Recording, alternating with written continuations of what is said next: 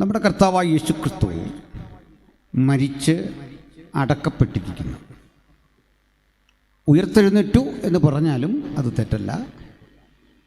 മരിച്ച് അടക്കപ്പെട്ട യേശുക്രിസ്തുവിൻ്റെ കല്ലറയുടെ അരികിലേക്ക് ഒരു സ്ത്രീ ചെല്ലുന്നു.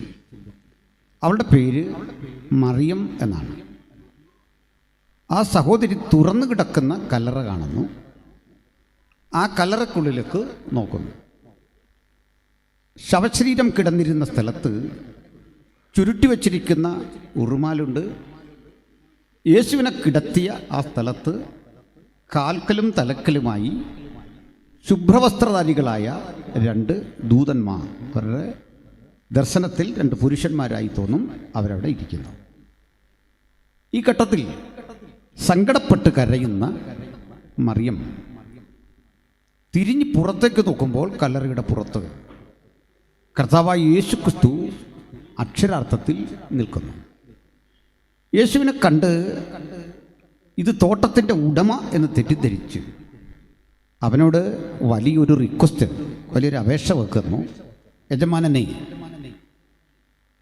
എൻ്റെ യേശുവിനെ, എൻ്റെ കർത്താവിനെ ആരോ അപഹരിച്ചു കൊണ്ടുപോയി. എനിക്ക് ആ ക്രിസ്തുവിനെ വേണം. അവനെ എവിടെ വച്ചു എന്ന് പറയുക, ഞാൻ കൊണ്ടുപോകാൻ വന്നിരിക്കുന്നു. ഇതാണ് വായനാ ഭാഗം. ആദ്യം ഇതിൻ്റെ ഒരു പശ്ചാത്തലം പഠിക്കേണ്ടതുണ്ട്. ഒരു പാലസ്തീനിയൻ ശവമടക്കും കല്ലറയും അവിടുത്തെ സന്ദർഭവും പറഞ്ഞെങ്കിൽ ഈ തുറന്ന കല്ലറയെന്ത്, എന്താണ് അതിൻ്റെ അടിസ്ഥാനപരമായ സവിശേഷത, ഇതൊക്കെ മനസ്സിലാവും. മരണാനന്തര ജീവിതത്തിന് വലിയ പ്രാധാന്യം കൊടുത്ത ഒരു സമൂഹമാണ് യഹൂദന്മാർ.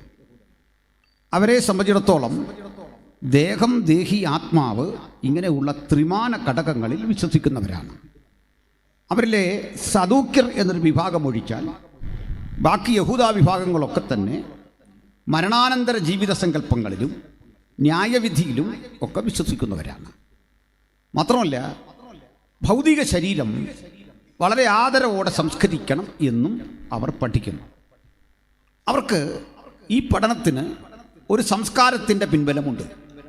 ആ സംസ്കാരം അവർ പണ്ട് ജീവിച്ചിരുന്ന ഈജിപ്തിലതാണ്. ലോകത്ത് തന്നെ ഏറ്റവും അധികം പണം ചിലവഴിച്ചുള്ള ശവസംസ്കാരം ഈജിപ്തിലെ ഫറവോമാരുടേതാണ്. ഫറവോയുടെ ശരീരം, ആന്തരിക അവയവങ്ങൾ പുറത്തെടുത്ത് അത് പ്രത്യേകം തയ്യാറാക്കിയ കെമിക്കലുകളിൽ മുക്കി 40 മുതൽ 70 ദിവസം വരെ വച്ച് ഉണക്കി സംസ്കരിച്ച് ഒരു തരത്തിലും കേടുപാടുകളില്ലാതെ അതിനെ ദ്രവീകരിച്ച് ദൃഢപ്പെടുത്തി വീണ്ടും ഈ ശരീരത്തിനുള്ളിലേക്ക് തിരിച്ചു കയറ്റി ആ ശരീരം തുന്നിക്കെട്ടി വിലപിടിപ്പുള്ള ഒരു പെട്ടിയിൽ അതിനെ വച്ച് ആ പെട്ടി ഒരു സ്വർണ്ണപേടകത്തിൽ വച്ച് ഒരു വലിയ ടോംബ്, ഏതാണ്ട് ഏക്കറുകൾ വിസ്തൃതി വരുന്ന വലിയ ഒരു പിരമിഡ് എന്ന് കുട്ടികളൊക്കെ പഠിക്കുന്ന, നമ്മളൊക്കെ മനസ്സിലാക്കുന്ന ഉത്തുംഗമായ ഒരു ഗോപുരത്തിനുള്ളിൽ അതിനെ കൊണ്ടുവെക്കുന്നു. പിരമിഡുകൾ അത്ഭുതങ്ങളുടെ, വിവരിക്കാനാവാത്ത ഒട്ടേറെ വസ്തുതകളുടെ ഒരു സ്രോതസ്സാണ്. ഇത് കണ്ടും മനസ്സിലാക്കിയും പഠിച്ചും പോരുന്ന ഇസ്രയേലിലെ ജനത ദീർഘവർഷങ്ങൾ ഈജിപ്തിൽ പാർത്തപ്പോൾ ഇവരുടെ സംസ്കാര രീതി കണ്ടു. ആ സംസ്കാര രീതിക്ക് ചില പ്രത്യേകതയുണ്ട്. ഒരുവൻ ജീവിച്ചിരിക്കുമ്പോൾ ചെയ്യുന്നതിനേക്കാൾ അധികം ചിലവിട്ടാണ് അവരുടെ ശവസംസ്കാരം. ആ ശവസംസ്കാരത്തിൽ നിന്ന് അത്യാവശ്യം ഉൾക്കൊള്ളാവുന്ന ചില രീതികൾ അവർ പഠിച്ചു. അതിലൊന്ന്, ഈ ശവസംസ്കരിച്ച ശേഷം ഇടയ്ക്കിടയ്ക്ക് ഇവരിവിടെ വരികയും ഇടയ്ക്കിടയ്ക്ക് അവർ വരികയും ആ ശവശരീരം പുറത്തെടുക്കുകയും അതിനെ പല വിധത്തിൽ പെർഫ്യൂം ഒക്കെ അടിച്ച് കുറെ കൂടി വൃത്തിയാക്കി പുതുവസ്ത്രങ്ങളൊക്കെ ധരിപ്പിച്ച് പഴയ രൂപത്തിൽ അവിടെ വെക്കുക പതിവുണ്ട്. ഈ ശവശരീരം അസ്ഥികൂടമായി തീർന്നാലും ആ മനുഷ്യനെ സ്നേഹിച്ച ബന്ധുമിത്രാദികൾ, സുഹൃത്തുക്കളൊക്കെ ഒന്ന് ഇത് വിലപിടിപ്പുള്ള ഒന്നായി കണ്ട് ദുർഗന്ധമുള്ളവാക്കുന്ന എല്ലാ പരിസ്ഥിതികളെയും മാറ്റിക്കൊണ്ട് അതിനെ ആദരിക്കുന്ന ഒരു രീതി നിലനിന്നിരുന്നു. അതുകൊണ്ട് തന്നെ ഈ ശവ സംസ്കരിക്കാൻ അവർ തിരഞ്ഞെടുക്കുന്ന സ്ഥലം നമ്മളൊക്കെ സ്വീകരിക്കുന്ന രീതിയിൽ നിന്ന് വിഭിന്നമാണ്. അത് പെട്ടെന്ന് ദ്രവിക്കാൻ പാടില്ല, ചീഞ്ഞഴുകാൻ പാടില്ല, അവയ്ക്ക് നനവ് തട്ടാൻ പാടില്ല, പരിധി വിട്ട് അത് ഉണങ്ങാൻ പാടില്ല. അതുകൊണ്ട് അവർ ചുണ്ണാമ്പ് പോലെയുള്ള ചുണ്ണാമ്പ് പാറകളിൽ രൂപപ്പെട്ടിട്ടുള്ള ഗുഹകൾക്കകത്താണ് ശവം സംസ്കരിക്കുന്നത്. ആ ഗുഹകളെ രണ്ട് രീതിയിൽ അവർ പ്രയോജനപ്പെടുത്തും. വിശാലമായ ആ ഗുഹയ്ക്കുള്ളിൽ കടന്ന് അതിൻ്റെ ചുവരുകൾ തുളച്ച് അതിനുള്ളിൽ നമ്മൾ ഇന്ന് കാണുന്നത് പോലെ ഒരു സെല്ല് സജ്ജീകരിച്ചിട്ട് അവിടെ എടുത്ത് ബോഡി വെക്കുകയാണ്. അതിൽ വ്യത്യസ്തത എന്ന് പറയുന്നത്, നമ്മളൊക്കെ ഒരു സെല്ലിൽ കൊണ്ട് ഇങ്ങനെ നേരെയാണ് വെക്കുന്നതെങ്കിൽ ഇവർ നീളത്തിൽ അതിനുള്ളിൽ ഒരു പ്രത്യേക സംവിധാനം സജ്ജീകരിച്ച് ഈ ശരീരം വെക്കാൻ ആ ഭിത്തിയിൽ ഇങ്ങനെ സജ്ജീകരിക്കുകയാണ്. ചിലപ്പോൾ ചെയ്യുന്ന ഒരു കാര്യം, നിലത്ത് തന്നെ ഒരു ചെറിയ കുഴി എടുത്തിട്ട് ഈ ഗുഹയ്ക്കുള്ളിൽ അവിടെയും ഇതിനെ സംസ്കരിക്കും. വ്യത്യാസം എത്ര ഉള്ളൂ, ഈ ശവശരീരം ഏറ്റവും വൃത്തിയായിരിക്കണം. വരുന്ന ആളുകൾക്ക് ഈ ഗുഹ തുറന്ന് ഇതിനകത്ത് കടന്നിരിക്കാനും ഒക്കെയുള്ള സംവിധാനം പാറയിൽ കൊത്തിവെച്ചിട്ടുണ്ട്. അവിടെ ഇരുന്നു കൊണ്ട് ഇതിനകത്ത് വച്ചിരിക്കുന്ന ശവശരീരത്തിൻ്റെ മുമ്പിൽ പുതിയ പുതിയ പെർഫ്യൂമുകൾ കൊണ്ട് അവിടെ വെക്കാനും മറ്റ് സുഗന്ധ ലേപനങ്ങൾ കൊണ്ട് വെക്കാനും വിലപിടിപ്പുള്ള വസ്തുക്കളൊക്കെ അവർ വെച്ചിട്ട് പോകും. ഇങ്ങനത്തെ ഒരു രീതിയാണ് ഇസ്രായേലിയരുടെ ശവമടക്ക് എന്ന് പറയുന്നത്.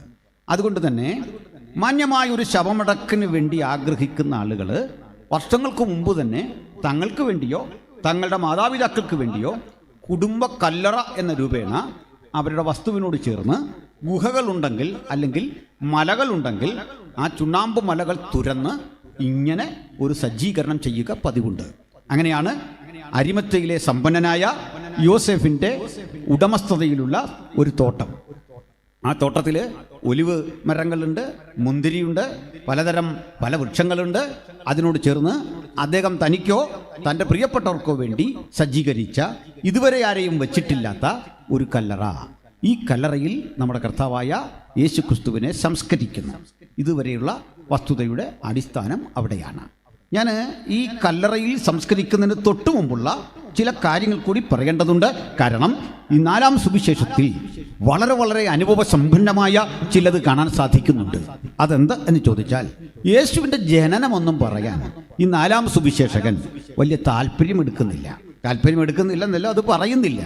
യേശുവിൻ്റെ ജനനത്തെപ്പറ്റി, അന്ന് നടന്ന സംഭവങ്ങളെപ്പറ്റി, മറി അനുഭവിച്ച ത്യാഗത്തെപ്പറ്റി, യോസെഫ് അനുഭവിച്ച ബുദ്ധിമുട്ടിനെപ്പറ്റി ഈ കാര്യമൊന്നും ഈ 4-ാം സുവിശേഷത്തിലില്ല. രണ്ടാമത്തെ കാര്യം, യേശുവിനെ 12 വയസ്സുള്ളൊരു ഘട്ടമുണ്ടല്ലോ, അതും ശ്രദ്ധേയമായൊരു സന്ദർഭമാണ്. കാരണം 12 വയസ്സുവരെ നാട്ടുകാർ യേശുവിനെ അങ്ങനെ ആ രീതിയിൽ കണ്ടിട്ടുള്ളൂ. പിന്നെ മാതാപിതാക്കൾക്ക് കീഴടങ്ങിയിരിക്കുന്ന ഒരു 18 കൊല്ലമാണുള്ളത്. ഈ കാലവും യോഹന്നാൻ ഒന്നും പറയുന്നില്ല. ചുരുക്കി പറഞ്ഞാൽ, യോഹന്നാൻ്റെ സുവിശേഷത്തിൽ ക്രിസ്തു രംഗപ്രവേശം ചെയ്യുന്നത് തന്നെ, നമ്മൾ കാണുന്നത് തന്നെ യോർദാനിലെ സ്നാനത്തോടു കൂടിയാണ്. പക്ഷേ യോഹന്നാൻ മറ്റൊരു കാര്യം ചെയ്യുന്നുണ്ട്.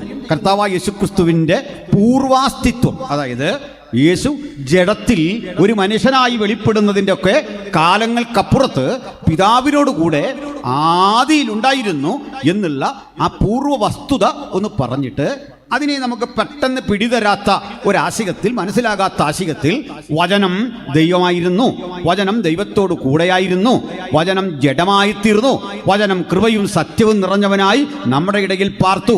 ഇങ്ങനെ വലിയ സങ്കീർണമായൊരു വിഷയത്തെ ലഘൂകരിച്ച് ഒടുവിൽ യോഹന്നാനെ കൊണ്ട് പറയിപ്പിക്കുകയാണ്, അവൻ നിങ്ങളുടെ ഇടയിൽ തന്നെ ഉണ്ട്.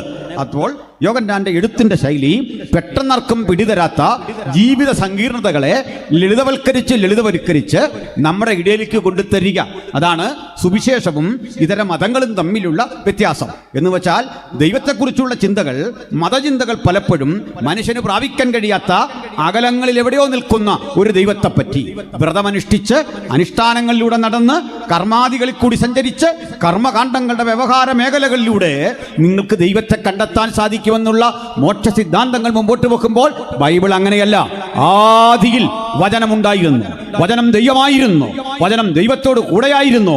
അപ്രാപ്യമായൊരു ലോകത്തേക്ക് യോഹന്നാൻ എന്ന മനുഷ്യന്റെ ദുർബലമായ വിരൽ ചൂണ്ടി ദൈവത്തെ വിദൂരതകളിൽ കാണിച്ചിട്ട്, നിങ്ങൾക്ക് ആ ദൈവത്തെ തേടി, മോക്ഷം തേടി അവിടേക്ക് പോകാൻ കർമ്മകാണ്ഡങ്ങളുടെ വഴി തിരയണമെന്നല്ല, മറിച്ച് നമ്മെ തേടി വരുന്ന ആ ദൈവത്തെ വിശദീകരിച്ചിട്ട് പറയാണ്, അവിടുന്ന് കൃപയും സത്യവും നിറഞ്ഞവനായി നമ്മുടെ ഇടയിൽ പാർത്തു എന്നിട്ട് പറയുകയാണ്, ഇതാ ലോകത്തിന്റെ പാപത്തെ ചുമക്കുന്ന ദൈവത്തിന്റെ കുഞ്ഞാടെന്ന് പറഞ്ഞ് സ്വന്തം മുമ്പിൽ കൊണ്ട് പരിചയപ്പെടുത്തിയിട്ട് ഈ ക്രിസ്തുവിന്റെ മഹത്വം ഉദ്ഘോഷിക്കുന്ന മഹത്തരമായ സുവിശേഷ രചനയാണ് യോഹന്നാൻ നിർവഹിക്കുന്നത്. അപ്പോൾ യോഹന്നാന്റെ ശ്രദ്ധയ്ക്കൊരു പ്രത്യേകതയുണ്ട്. മറ്റാരും കാണാത്ത ചില കാഴ്ചകൾ യോഹന്നാൻ കാണുന്നുണ്ട്. മറ്റു 3 സുവിശേഷകരുടെയും കണ്ണിന് മറഞ്ഞിരിക്കുന്ന നിഗൂഢ സത്യങ്ങൾ യോഹന്നാൻ കാണുന്നത് ബാഹ്യ കണ്ണുകൾ കൊണ്ടല്ല, ആന്തരിക കണ്ണുകൾ കൊണ്ടാണ്. അല്ലേ യോഹന്നാൻ മത്തായിക്കും മാർക്കോസിനും ലൂക്കോസിനും കഴിയാത്ത ഒരു മേഖലയിലേക്ക് അങ്ങനെ ഈ കണ്ണുകൾ കൊണ്ട് കടന്നുപോയി. ആദിയിൽ മോശ ഉൽപ്പത്തി എഴുതുന്നതിനും അപ്പുറത്ത് ക്രിസ്തു ഉണ്ടായിരുന്നു പറയുവാൻ അങ്ങ് കാട്ടിയ ആർജവത്തിന്റെ ചേതോ വികാരം എന്തെന്ന് ചോദിച്ചാൽ, എങ്ങനെ ഈ കാഴ്ച മുഴുവൻ ആ ഹൃദയത്തിൽ പകർത്തിയെന്ന് ചോദിച്ചാൽ, യോഹന്നാൻ പറയും, ആ കാഴ്ചയേക്കാൾ, പത്മോസിൽ കണ്ട കാഴ്ചയേക്കാൾ, ജീവിതത്തിൽ ഇതുവരെ കണ്ട കാഴ്ചയേക്കാൾ എൻ്റെ ജീവിതത്തെ പ്രചോദിപ്പിച്ചത് ഒരിക്കൽ ഞാൻ ക്രൂശിന്റെ ചുവട്ടിൽ നിന്നോ മനുഷ്യരാശിയുടെ മുഴുവൻ പാപത്തിന്റെ പരിണിതഫലമായി നസ്രായനായവൻ ബലിക്കല്ലിൽ ഹോമിക്കപ്പെടുന്ന ദൈവതിരുവെഴുത്തിന്റെ നിവൃത്തി നടക്കുന്ന ഗോൽഗോഥാ കുന്നിലെ മാരക മരക്കുരിശിൽ പ്രാണനെ അർപ്പിക്കുന്ന നസ്രായന്റെ സാന്നിധ്യം ഈ കണ്ണുകൾ കൊണ്ട് ഒപ്പിയപ്പോൾ അന്നത് സ്വീകരിക്കാൻ പറ്റാത്ത റാണി എൻ്റെ ശരീരത്തിനില്ല. പക്ഷെ കാലമേറെ കഴിഞ്ഞപ്പോൾ എനിക്ക് മനസ്സിലായി, ഈ 90-95 വയസ്സ് വരെ എന്നെ നടത്തിയ പ്രചോദനം ആ ക്രൂശെങ്കിൽ, ആ ക്രൂശിന്റെ തനിമയും അതിന്റെ സന്തോഷം അനുഭവിക്കാൻ നമുക്ക് ഒരുമിച്ച് ആ ക്രൂശിന്റെ സന്ദേശം ഈ ലോകത്തിന് പകർന്നു കൊടുക്കാം. ഉച്ചഭാഷ പരിധിയിൽ ഈ ശബ്ദം കേൾക്കുന്ന മുഴുവൻ ആളുകളോടും ആ കുരിശിന്റെ മഹത്വം ഇങ്ങനെ പ്രസ്താവിക്കാം. മറ്റൊരുവരിലും രക്ഷയില്ല. നാം രക്ഷിക്കപ്പെടുവാൻ ആകാശത്തിന് കീഴിൽ മനുഷ്യരുടെ ഇടയിൽ നൽകപ്പെട്ട വേറെ ഒരു നാമവുമില്ല. കഴിഞ്ഞ 35 വർഷങ്ങൾ ഞങ്ങൾ ഈ ദേശത്തോട് ഘോഷിച്ച ആ സുവിശേഷം നിരന്തരം കേട്ടുകൊണ്ടിരിക്കുന്ന ഈ ഗ്രാമം വീണ്ടും ഒരിക്കൽ കൂടി ഹൃദയം തുറക്കുമെങ്കിൽ ഒരു കാര്യം ഉറപ്പാണ്, മറഞ്ഞിരിക്കുന്ന ജീവിതത്തിന്റെ മാർമിക രഹസ്യങ്ങളെ ചൂണ്ടിക്കാണിച്ച് ഒരു പുതുമനുഷ്യനാക്കി നിങ്ങളെ തീർക്കാൻ കഴിയുന്ന അജയ്യതയുടെ പേരാണ് സുവിശേഷം. പരിവർത്തനത്തിന്റെ പേരാണ് സുവിശേഷം. മാരക രോഗങ്ങളുടെ ചികിത്സയുടെ പേരാണ് സുവിശേഷം. ജീവിത തകർച്ചയിൽ നിന്ന് കരിപ്പിടിപ്പിച്ച് ഉത്സാഹഭരിതരാക്കി പ്രചോദിപ്പിച്ചയക്കുന്ന ദൈവശക്തിയുടെ പേരാണ് സുവിശേഷം. സുവിശേഷന്റെ വചനം നശിച്ചു പോകുന്നവർക്ക് ഭോഷത്വം, രക്ഷിക്കപ്പെടുന്ന നമുക്കത് ദൈവശക്തി.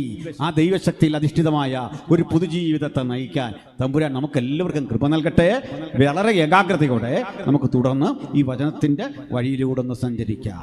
ഹല്ലേലൂയ. അപ്പോൾ ഇവിടെ ഈ സ്ഥലത്തേക്ക് ഒരു സഹോദരി വരിക ക്രൂശിൻ്റെ ചുവട്ടിൽ. എന്നെ ഇവിടെ ആകർഷിച്ച ഒരു ഘടകം, ആളുകൾക്ക് ഇത്തരം സ്ഥലങ്ങളിൽ പോകാൻ താല്പര്യം കുറവാണ്. അതിൻ്റെ കാരണം ഈ ക്രൂശ് പ്രഥമ ദൃഷ്ടിയ നമുക്ക് അത്ര വലിയ പ്രചോദനം തരില്ല പലർക്കും. ക്രൂശിൻ്റെ ചുവട് അനുതാപത്തിൻ്റെ സ്ഥലമാണ്. ക്രൂശിൻ്റെ ചുവട് നിരാലംബർ മാത്രം വന്നു നിൽക്കുന്ന ഇടമാണ്. ഒന്നും ചെയ്യാനില്ലാത്തവരുടെ സ്ഥലമാണ്. അരുതേ എന്ന് പോലും അക്രമികളുടെ മൊഴിയാൻ ത്രാണിയില്ലാത്തവരുടെ സ്ഥലമാണ്. വീണ്ടും ഒരു പ്രശ്നമുണ്ട്. നിങ്ങൾ ഈ ക്രൂശിക്കപ്പെടുന്നവൻ്റെ പക്ഷം ചേർന്നു എന്ന് കണ്ടാൽ ഒരു പ്രശ്നമുണ്ട്. ഇന്റലിജൻസ് നിങ്ങളെ വാച്ച് ചെയ്യും. കാരണം ഇതൊരു ക്രിമിനൽ കുറ്റം ചുമത്തി റോം ഒരുവനെ ക്രൂശിക്കുക. ഒപ്പമുള്ളവരെ കുറിച്ചൊക്കെയുള്ള ഡീറ്റെയിൽ ഇതിനകം ഭരണകൂടം എടുത്തിട്ടുണ്ട്. അതുകൊണ്ടാണ് പത്രോസ് ഭയന്നിരിക്കുന്നത്. അതുകൊണ്ടാണ് മത്തായി വരാത്തത്. അതുകൊണ്ടാണ് അന്തർഗ സ്ഥലത്തില്ലാത്തത്. പ്രാണനെക്കുറിച്ചുള്ള ആകാംക്ഷയുണ്ട്. സ്വയം രക്ഷിക്കാനുള്ള അവരുടെ അവകാശമുണ്ട്. മത്തായി മാറി നിന്നതോ, പത്രോസ് വരാതിരുന്നതോ, അന്തർഗ സ്ഥലത്തില്ലാത്തതോ എന്നെ സംബന്ധിച്ചിടത്തോളം ഒരു പരാതിയല്ല. കാരണം അവർക്ക് കൊടും ക്രിമിനലായി ചാപ്പകുത്തപ്പെട്ട യേശുവിൻ്റെ ഒപ്പം നിന്നാൽ ഉണ്ടാകാവുന്ന ഭവിഷ്യത്തിനെ പറ്റിയുള്ള ചിലതരം അറിവുകൾ അവരെ മാറ്റി നിർത്തി. ഒരുപക്ഷെ ഭാര്യ പറഞ്ഞു കാണും, സ്നേഹമുള്ള ചേട്ടൻ പറഞ്ഞു കാണും, സ്നേഹമുള്ള സുഹൃത്ത് പറഞ്ഞു കാണും, കൂട്ടുകാരാ പോകരുത്. കാരണം ഇന്നു മുതൽ യേശുവില്ല. ക്രൂശിക്കാൻ കൊണ്ടുപോകുമ്പോൾ ഇന്നലെ വരെ കണ്ട നിങ്ങളെ രക്ഷിച്ച, അപ്പം തന്ന, കെയർ ചെയ്ത, ജീവിത വ്യഥകളിൽ ഒപ്പം നിന്ന ആ വ്യക്തിയില്ല. ആ വ്യക്തിയില്ലാത്തൊരു ശൂന്യത നിങ്ങളുടെ കുടുംബത്തുണ്ടാകും. നിങ്ങളെ രക്ഷിക്കാൻ ഇന്നലെ വരെ കൂടെ ഉണ്ടായിരുന്ന ആളില്ലാത്ത അനാഥത്വം ഒരു വശത്ത്, റോമിനെ ശത്രുവാക്കിയാൽ ഉണ്ടാകുന്ന ബുദ്ധിമുട്ട് മറ്റൊരിടത്ത്, ചാരപ്പട കണക്കെ ഒറ്റുകൊടുക്കാൻ കാത്തിരിക്കുന്ന യഹൂദന്മാർ മറ്റൊരിടത്ത്. ഇതിന്റെ നടുവിൽ സ്വയരക്ഷയെക്കുറിച്ച് ചിന്തിക്കാതിരിക്കാൻ മനുഷ്യനെന്ന നിലയിൽ പലർക്കും കഴിയില്ല. പക്ഷേ ഈ അവസ്ഥയൊക്കെ നിലനിന്നിട്ടും ഒരു മഗ്ദലീന എങ്ങനെ അവിടെ എത്തി? ഇതൊക്കെ നിലനിന്നിട്ടും ഒരു യോഹന്നാൻ എങ്ങനെ അവിടെ എത്തി? കുറേ സാധു സ്ത്രീകൾ എങ്ങനെ ഇവിടെ എത്തി? ഞാൻ പറയും, വരാനിരിക്കുന്ന കാലം അവരുടേതാണ്. ക്രൂശിന്റെ ചുവട്ടിൽ നിൽക്കാൻ മനസ്സുള്ളവരൊരു കാലം വരുന്നു.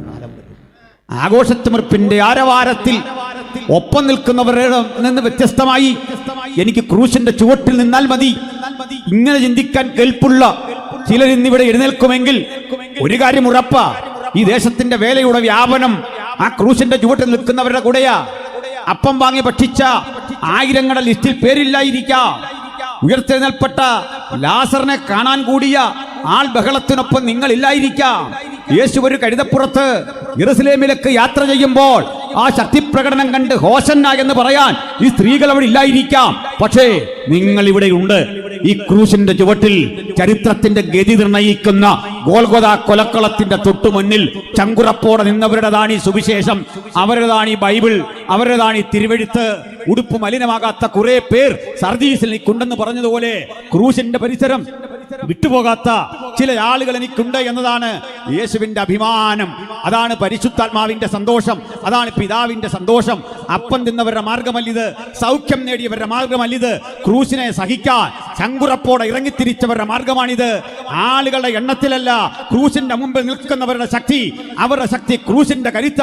ആ ക്രൂശിന് ഊർജ്ജം ഉൾക്കൊള്ളുവാൻ ഇന്ന് പ്രാർത്ഥനാ പുരസരം ആരിവിടെയുണ്ട് ഒന്നുറപ്പാ.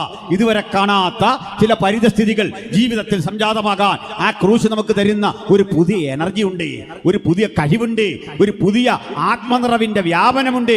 അത് ഏറ്റെടുത്ത് വേണം ഓരോ ദൈവഹിതങ്ങളും ഇവിടെ വിട്ടുപോകാൻ. നമുക്ക് ആ ക്രൂശിന്റെ ചുവട്ടിലേക്ക് തന്നെ വരണം.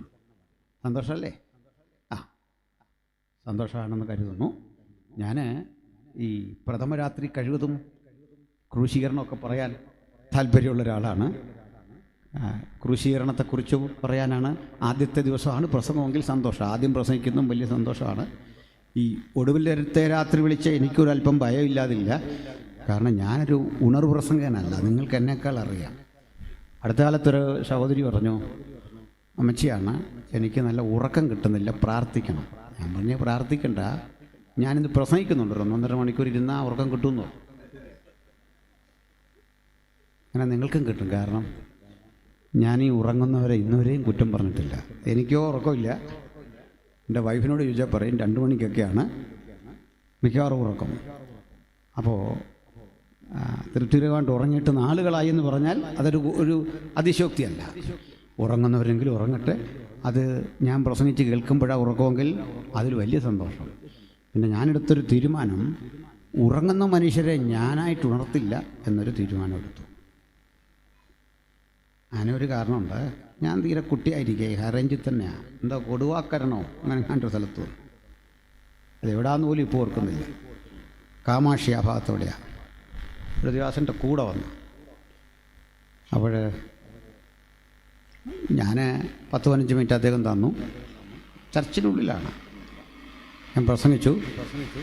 അപ്പോൾ എനിക്കന്നും ഈ ആളുകൾ ഉണരണമെന്നുള്ള നിർബന്ധബോധം ഇല്ലാത്തതുകൊണ്ട് അവരെയൊക്കെ അഡ്ജസ്റ്റ് ചെയ്തു. പക്ഷേ പിന്നാലെ വന്ന പാസ്റ്റർ അത്ര സഹിഷ്ണുതയുള്ള ആളല്ലായിരുന്നു. ഇവിടെ ഗുരുസ്ഥാനിയാണ്. അതൊക്കെ ശരിക്കും വെട്ടി ഉറങ്ങുന്നവരെയൊക്കെ അതും ഇതുമെല്ലാം പറഞ്ഞു. ഒരമ്മച്ചി മാത്രമൊന്നും മൈൻഡ് ചെയ്തില്ല. അങ്ങനെയും ചില അമ്മച്ചിമാരുണ്ട്, ഒന്നും മൈൻഡ് ചെയ്തില്ല. യോഗം കഴിഞ്ഞിട്ട് എഴുന്നേൽക്കുന്നില്ല. അവസാനം അറിയുന്ന ആളവിടെ മരിച്ചിരിക്കുക. കഥയല്ലത്, മരിച്ചിരിക്കുക. പിന്നെ അവിടെ നിന്ന് ആ ശവോടെ കൂടെ കഴിഞ്ഞേച്ചാ ഞങ്ങൾ പോയത്. ഇതൊക്കെയല്ലോ. അതിനുശേഷം യോഗത്തിനാലിരുന്ന് ഉറങ്ങുന്ന കണ്ടാൽ എനിക്ക് പേടിയാണ്. അങ്ങനെങ്ങളുണ്ട്. ഈ സംഭവത്തിന് ശേഷം ആ തങ്കച്ചാൻ ഇപ്പോഴും ജീവിച്ചിരിപ്പുണ്ട്. ആ കാര്യങ്ങളൊക്കെ ചെയ്തേ എൻ്റെ കൂടെ വന്നേ. എൻ്റെ കൂടെ അല്ല, അദ്ദേഹത്തിൻ്റെ കൂടെ ഞാൻ വന്നു എന്ന് പറയുന്നത് ശരി. അപ്പോൾ അങ്ങനെ ആരും പ്രശ്നമൊന്നും ഉണ്ടാക്കല്ലേ. ഇനി ഉറങ്ങുന്നതും പ്രശ്നമല്ല. ഈ വെള്ളത്തുണിയൊക്കെ എങ്ങനെ വെച്ച് കെട്ടി നമ്മൾ ഉറങ്ങാം. ഇവിടെ വീഡിയോ എടുക്കുക, ഇതിൻ്റെ എല്ലാം പാപഭാരം നമ്മുടെ ഉണ്ടായിരിക്കും. കണ്ടോ, ആ മനുഷ്യർ മരിച്ചിട്ട് പോലും അയാൾ പ്രസംഗം നിർത്തിയില്ലെന്ന് പറയും. ഫേസ്ബുക്കിൽ എന്തെല്ലാം എഴുതി വിട്ട ആൾക്കാരല്ലേ. അപ്പോൾ ഉറങ്ങരുത്, ശ്രദ്ധിച്ചിരിക്കണം, എല്ലാവരും ശ്രദ്ധിച്ചിരിക്കണം. അതുപോലെ തന്നെ ഉറങ്ങുന്നവരെ ഉണർത്താൻ ഞാനായിട്ട് ഒന്നും പറയില്ല. ബിനു ചാരുതയ്ക്കും നമ്മുടെ കക്ഷികളെല്ലാം ഉണ്ടല്ലേ. അപ്പോൾ അവരോട് ചോദിച്ചാൽ ഇതൊക്കെ തന്നെയാണ്. ഈ ഉറങ്ങിപ്പോകുന്ന കരുതി സ്വരം മാറ്റിയൊരു കല്ലേലിയ ഞാൻ പലപ്പോഴും പറഞ്ഞിട്ടുണ്ട്. ഒരു ചങ്ങാതിയെ, നമ്മുടെ ഒരു വിദ്യാർത്ഥിയെ പരിചയപ്പെട്ടു, വഴി കണ്ടു. ഞാൻ എൻ്റെ ഗതികേടിന് അവനോട് ചോദിച്ചു, ജേക്കബ് എവിടാന്ന് ചോദിച്ചു. അപ്പോൾ സ്ഥലമൊക്കെ പറഞ്ഞിട്ട് എന്നോട് ചോദിച്ചു. ഞാൻ ചോദിച്ചു, സുഖമായിരിക്കുന്നു, കുറയാൽ സന്തോഷമായിരിക്കുന്നു, സാറിപ്പോൾ എവിടാ? ഞാൻ ചോദിച്ചു, നീ കോഴിപ്പോവിനെ ജീവനോടെ വിഴുങ്ങോ? ഈ സൗണ്ട് കേട്ടിട്ട്. കാരണം ഇങ്ങനത്തെ ഒരു സൗണ്ടൊക്കെ വെച്ചാൽ സ്ത്രീകൾക്ക് വലിയ സന്തോഷം. അതാ ഉണർവെന്ന ആളുകൾ ധരിച്ചിരിക്കുക. മിമിക്രിക്കാർ വരുന്നല്ലോ, നമ്മൾ സ്വരമൊക്കെ ഒന്ന് മാറ്റി അല്ലേ. നമ്മുടെ ചാരുത പറയുമെന്ന് എനിക്കറിയില്ല. നമ്മളെല്ലാം കൊണ്ട് ഒരു ഹല്ലേലൂയ പറയിപ്പിച്ചിട്ട് അവർ പറയാ പോരാ. യാക്കോബ് പറയുമെന്ന് പറയാം. യാക്കോബ് പോയോ? ഇവിടെ ഉണ്ട്. നമ്മളോട് ചോദിക്കും, നമ്മൾ പറയാ പോരാ. എന്തോ പോരുന്ന? ശബ്ദം പോരുന്നു, ആത്മാർത്ഥത പോരുന്നു, വണ്ടിക്കൂലി പോരുന്നു, ആഹാരം പോരുന്നു. എന്തോ ഈ പറയാം, കാര്യം പറ അല്ലേ. സന്തോഷം. കാര്യം എന്താണെന്ന് വെച്ചാൽ നമ്മൾ ഉപയോഗിക്കുന്ന ശബ്ദത്തിൻ്റെ കനമാണോ ആരാധനയുടെ പവർ? അതിൻ്റെ മൂല്യം അതാണോ? അതല്ല. അതുകൊണ്ട് പറഞ്ഞാണ്. അപ്പോൾ നമുക്ക് ഇത്തരം ചില കൃത്രിമത്വങ്ങളെ ഒക്കെ ഒന്ന് അതിജീവിച്ച് മാറണം. ശരിയല്ലേ? നമുക്ക് സന്തോഷമില്ല, മാറണമെന്ന്. കാരണം നമ്മളെല്ലാം വരുമ്പോൾ എവിടെയോ ഒരു ഇറിറ്റേഷൻ, എവിടെയോ ഒരാക്കക്കുറവ്, എവിടെയോ ഒരു യഥാർത്ഥ ഉണർവിൻ്റെ അഭാവം. പിന്നെ ആകെപ്പാടെ നമ്മൾ പറയുന്നത് എന്താ? പണ്ടൊക്കെ എന്തൊരാനന്ദമായിരുന്നു. പ്രായമുള്ള ആളുകളൊക്കെ പറയുന്ന വണ്ടി ഞങ്ങൾ ചൂട്ടുകറ്റയൊക്കെ കെട്ടി 8-10 കിലോമീറ്റർ നടന്ന് മല ഇറങ്ങി കൺവെൻഷന് പോയപ്പോൾ വലിയ ആനന്ദമായിരുന്നു. ഞാൻ കേട്ടിട്ട് പറഞ്ഞൊരു കാര്യം ചെയ്യും, നാളെ ചൂട്ടുകറ്റ കെട്ടിപ്പോരും. ഇനി അതുകൊണ്ടാണ് ഇത് കിട്ടാത്തതെങ്കിൽ നിങ്ങൾ വണ്ടിയിലൊന്നും പോരരുത്. പിന്നെ എന്ത് ചെയ്യണം? അത് പിന്നെ സൂക്ഷിച്ച് കൈകാര്യം ചെയ്യണം. പഴയ പോലല്ല കാലം. അങ്ങനെ ചൂട്ടുകറ്റ കെട്ടി നടന്ന് മല ഇറങ്ങി വരാത്ത കൊണ്ടാണ് ഇന്നത് കിട്ടാത്തതെന്ന് പറഞ്ഞിട്ട് അർത്ഥമില്ല. ഒറ്റക്കാര്യമുള്ളൂ, നമുക്കെന്തോ ഗുരുതരമായി ചിലത് ഭവിച്ചിട്ടുണ്ട്. അതാരും സമ്മതിക്കില്ലേ? പ്രസംഗിക്കുന്ന എനിക്കും കേൾക്കുന്ന നിങ്ങൾക്കും മൊത്തത്തിൽ നമുക്ക് എന്തോ സംഭവിച്ചിരിക്കുന്നു. അത് സ്വയം മാറാൻ എത്ര പേരിന്ന് പ്രാർത്ഥിക്കും? ആ സമർപ്പണത്തിലേക്കൊന്ന് വരാം. അത്തരമൊരു ചികിത്സയില്ലാതെ തൊലിപ്പുറത്തെ ചികിത്സ കൊണ്ട് പ്രശ്നപരിഹാരം വരുത്താൻ ശ്രമിക്കുമ്പോഴൊക്കെ നാം ഉദ്ദേശിക്കുന്ന ഉണർവ് കിട്ടില്ല. അതുകൊണ്ട് ഉണർവ് ചിലതൊക്കെ ചെയ്യാനുള്ളൊരു സന്നദ്ധതയാണ്, ചിലത് നിർവഹിക്കാനുള്ള ഒരു താല്പര്യമാണ്. അത് അകത്ത് സംഭവിക്കുന്ന പോലെ പുറത്ത് സംഭവിക്കണം. യേശുവിൻ്റെ പ്രസംഗം കേട്ട്, അവിടുത്തെ പഠിപ്പിക്കൽ കേട്ട് 70 ശിഷ്യന്മാർ മുമ്പോട്ട് വന്നു. ആ 70 ശിഷ്യന്മാരിൽ നിന്ന് യേശു 12 പേരെ തിരഞ്ഞെടുത്തു. ആ 12 പേരിൽ നിന്ന് ഒരു 3 പേരെ തിരഞ്ഞെടുത്തു. ഇത്രയും ആളുകൾ നിരന്തരം ഈ ക്ലാസ് കേൾക്കുന്നു, അത്ഭുതങ്ങൾക്ക് അടയാളങ്ങൾക്ക് സാക്ഷ്യം വഹിക്കുന്നു, ആവേശകരമായി യേശുവിനൊപ്പം കൂടുന്നു. പക്ഷേ ക്രൂശിക്കപ്പെടുന്ന സമയത്ത് ഈ ആളുകൾ ആരെയും കാണുന്നില്ല. അവിടെ ഒന്നും അങ്ങനെ ചെന്നിടപെടാത്ത കുറേ സ്ത്രീകൾ. ആ കൂടെയുള്ള യോഹന്നാനുണ്ട്, അത് മാറ്റി നിർത്താം. എഴുത്തുകാരനെ ഞാൻ അങ്ങനെയാണ് കാണുന്നത്. കുറേ സ്ത്രീകൾ, അവരാണ് ക്രൂശിൻ്റെ ചുവട്ടിലുള്ളത്. അവരിങ്ങനെ കണ്ടു നിൽക്കുക രംഗം.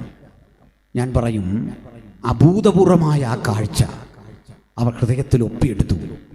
കാരണം നമ്മൾ ഈ പ്രതീക്ഷിച്ചൊരു കാഴ്ചയല്ലത്. ചിത്രത്തിൽ വരച്ചു വച്ച ഒരു ക്രിസ്തുവുമല്ല അവിടെ കണ്ട ക്രിസ്തു ഞാനും നിങ്ങളും മനസ്സിലാക്കുന്ന വിധത്തിലല്ല, ഞാനും നിങ്ങളും പഠിച്ച രീതിയിലല്ല. മോനെ ആയാസപ്പെട്ട് പറയേണ്ടി വരുന്നു, അതൊന്ന് ശരിയാക്ക്. ഞാനും നിങ്ങളും ഗ്രഹിക്കുന്ന വിധത്തിലല്ല, നമ്മൾ മനസ്സിലാക്കുന്ന വിധത്തിലല്ല. പ്രിയപ്പെട്ടവരെ, ഇവിടെ അസ്വതാപരമായി മനസ്സിലാക്കാൻ പറ്റുന്നൊരു കാര്യം, നമ്മൾ ഗ്രഹിച്ചതിൽ നിന്ന് വിഭിന്നമായൊരു കാഴ്ച അവർ ക്രൂസിൽ കണ്ടു. ചിത്രത്തിലല്ല, സഹതാപം ജനിപ്പിക്കുന്ന രൂപമുള്ള ഭാവമുള്ള ഒരു ക്രിസ്തുവാണ്. ആരും കണ്ടാൽ കണ്ണീരൊഴുക്കാൻ പാകത്തിന് സഹതപിക്കാൻ തോന്നുന്ന ഒരു ക്രിസ്തുവാണ്. അതുകൊണ്ടാണ് പിൽക്കാലത്ത് ക്രിസ്ത്യാനിറ്റി വാണിജ്യവൽക്കരിച്ച് ഒരു മതമാക്കി തീർത്തപ്പോഴും ഈ സഹതാപം തോന്നുന്ന ക്രിസ്തുവിൻ്റെ രൂപങ്ങൾ കാണിക്ക വഞ്ചി വെച്ച ശേഷം ഒപ്പം വെച്ചത് ആളുകൾ പണം കൊടുക്കുന്നത് എങ്ങനെ അല്ലേ? ഇന്നുവരെ ഈ കാണിക്ക വഞ്ചി വൻ തുകയൊന്നും മനുഷ്യരിട്ടതായിട്ട് അറിയില്ല. അതുകൊണ്ടാണ് ഇപ്പോൾ ഈ കാണിക്ക വഞ്ചി മോഷ്ടിക്കാത്തതിൻ്റെ കാരണം എന്താ? അവന് മെനക്കേടായി പണിക്ക് പോയാൽ. കള്ളൻ പോലും അതങ്ങ് വിട്ടു. കാരണം കാക്കാശിന് കൊള്ളാത്ത നാണയം അതിനകത്ത് കൊണ്ട് തട്ടും, അതങ്ങ് വിട്ടു. കാരണം സഹതാപം തോന്നിയിട്ട് കൊടുക്കുന്ന തുകയത്. അത്രേ ഉള്ളൂ. അട്ടെ, യഥാർത്ഥ ക്രിസ്തുവിന് ഈ സഹതാപം വേണോ? വേണ്ട. ഞാൻ ആ ചെയ്തവരോടൊന്നും വഴക്കുറയല്ല. പക്ഷെ പ്രപഞ്ചനാഥനെ പെരുവഴിയിൽ പിരിവിനിരുത്തരുത്, അത് നിർബന്ധമാണ്. എന്ത് ബുദ്ധിമുട്ടും തീർത്തു തരുന്നവനെ. കഴിഞ്ഞിടയ്ക്ക് കുട്ടികളൊരു ട്രോള്, ഒരു പിക്കപ്പിൽ ഒരു ക്രിസ്തുവിൻ്റെ ക്രൂശിത രൂപം ഇങ്ങനെ കൊണ്ടുപോവാ.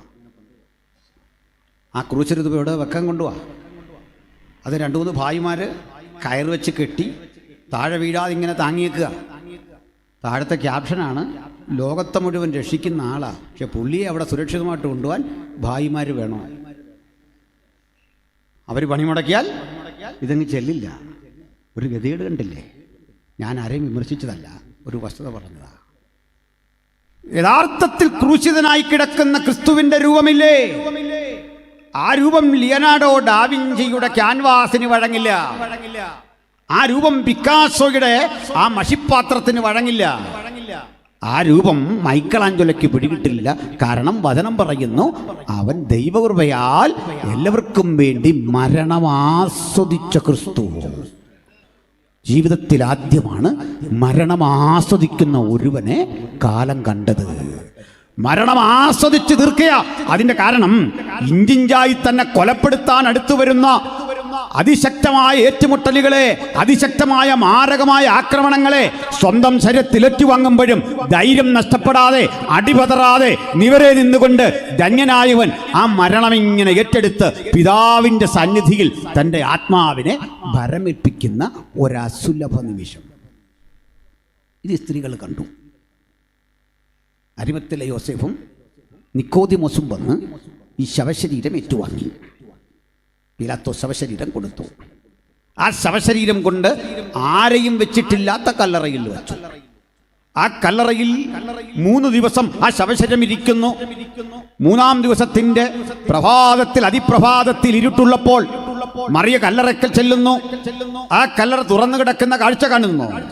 ഈ കല്ലറ തുറന്നു കിടക്കുന്ന കാഴ്ച കണ്ടപ്പോൾ അവിടെ ഉള്ളിലൂടെ ഒരു വ്യതയുടെ ഇരമ്പൽ കടന്നു പോകുന്നു. കാരണം ഇനി അവശേഷിക്കുന്ന ഒരു കാര്യം, ഏറ്റവും വിശേഷപ്പെട്ട 100 മകിലും കൊണ്ടുള്ള കൂട്ട് തന്റെ പക്കലുണ്ട്. ഈ കൂട്ടൊക്കെ പൂശിയാണ് യേശുവിനെ ഈ അരിമത്തിലെ യോസഫ് വെച്ചതെങ്കിലും താൻ ശേഖരിച്ചു വെച്ച വിലപിടിപ്പുള്ള ഈ സുഗന്ധ ലേപനങ്ങളുണ്ട്. ഈജിപ്തിലെ ഫറവോമാർക്ക് അതിവിശേഷ വസ്തുവായി കൊടുക്കുന്ന ആ സുഗന്ധലേപനം അവൾ കരുതി വെച്ചിരുന്നു യേശുവിന് കൊടുക്കാൻ. തൻ്റെ ജീവിതത്തിൽ ഈ വലിയ ശുശ്രൂഷ ചെയ്യാൻ അടുത്തു വരുമ്പോൾ ശുശ്രൂഷിക്കപ്പെടേണ്ട യേശു അവിടെ ഇല്ല.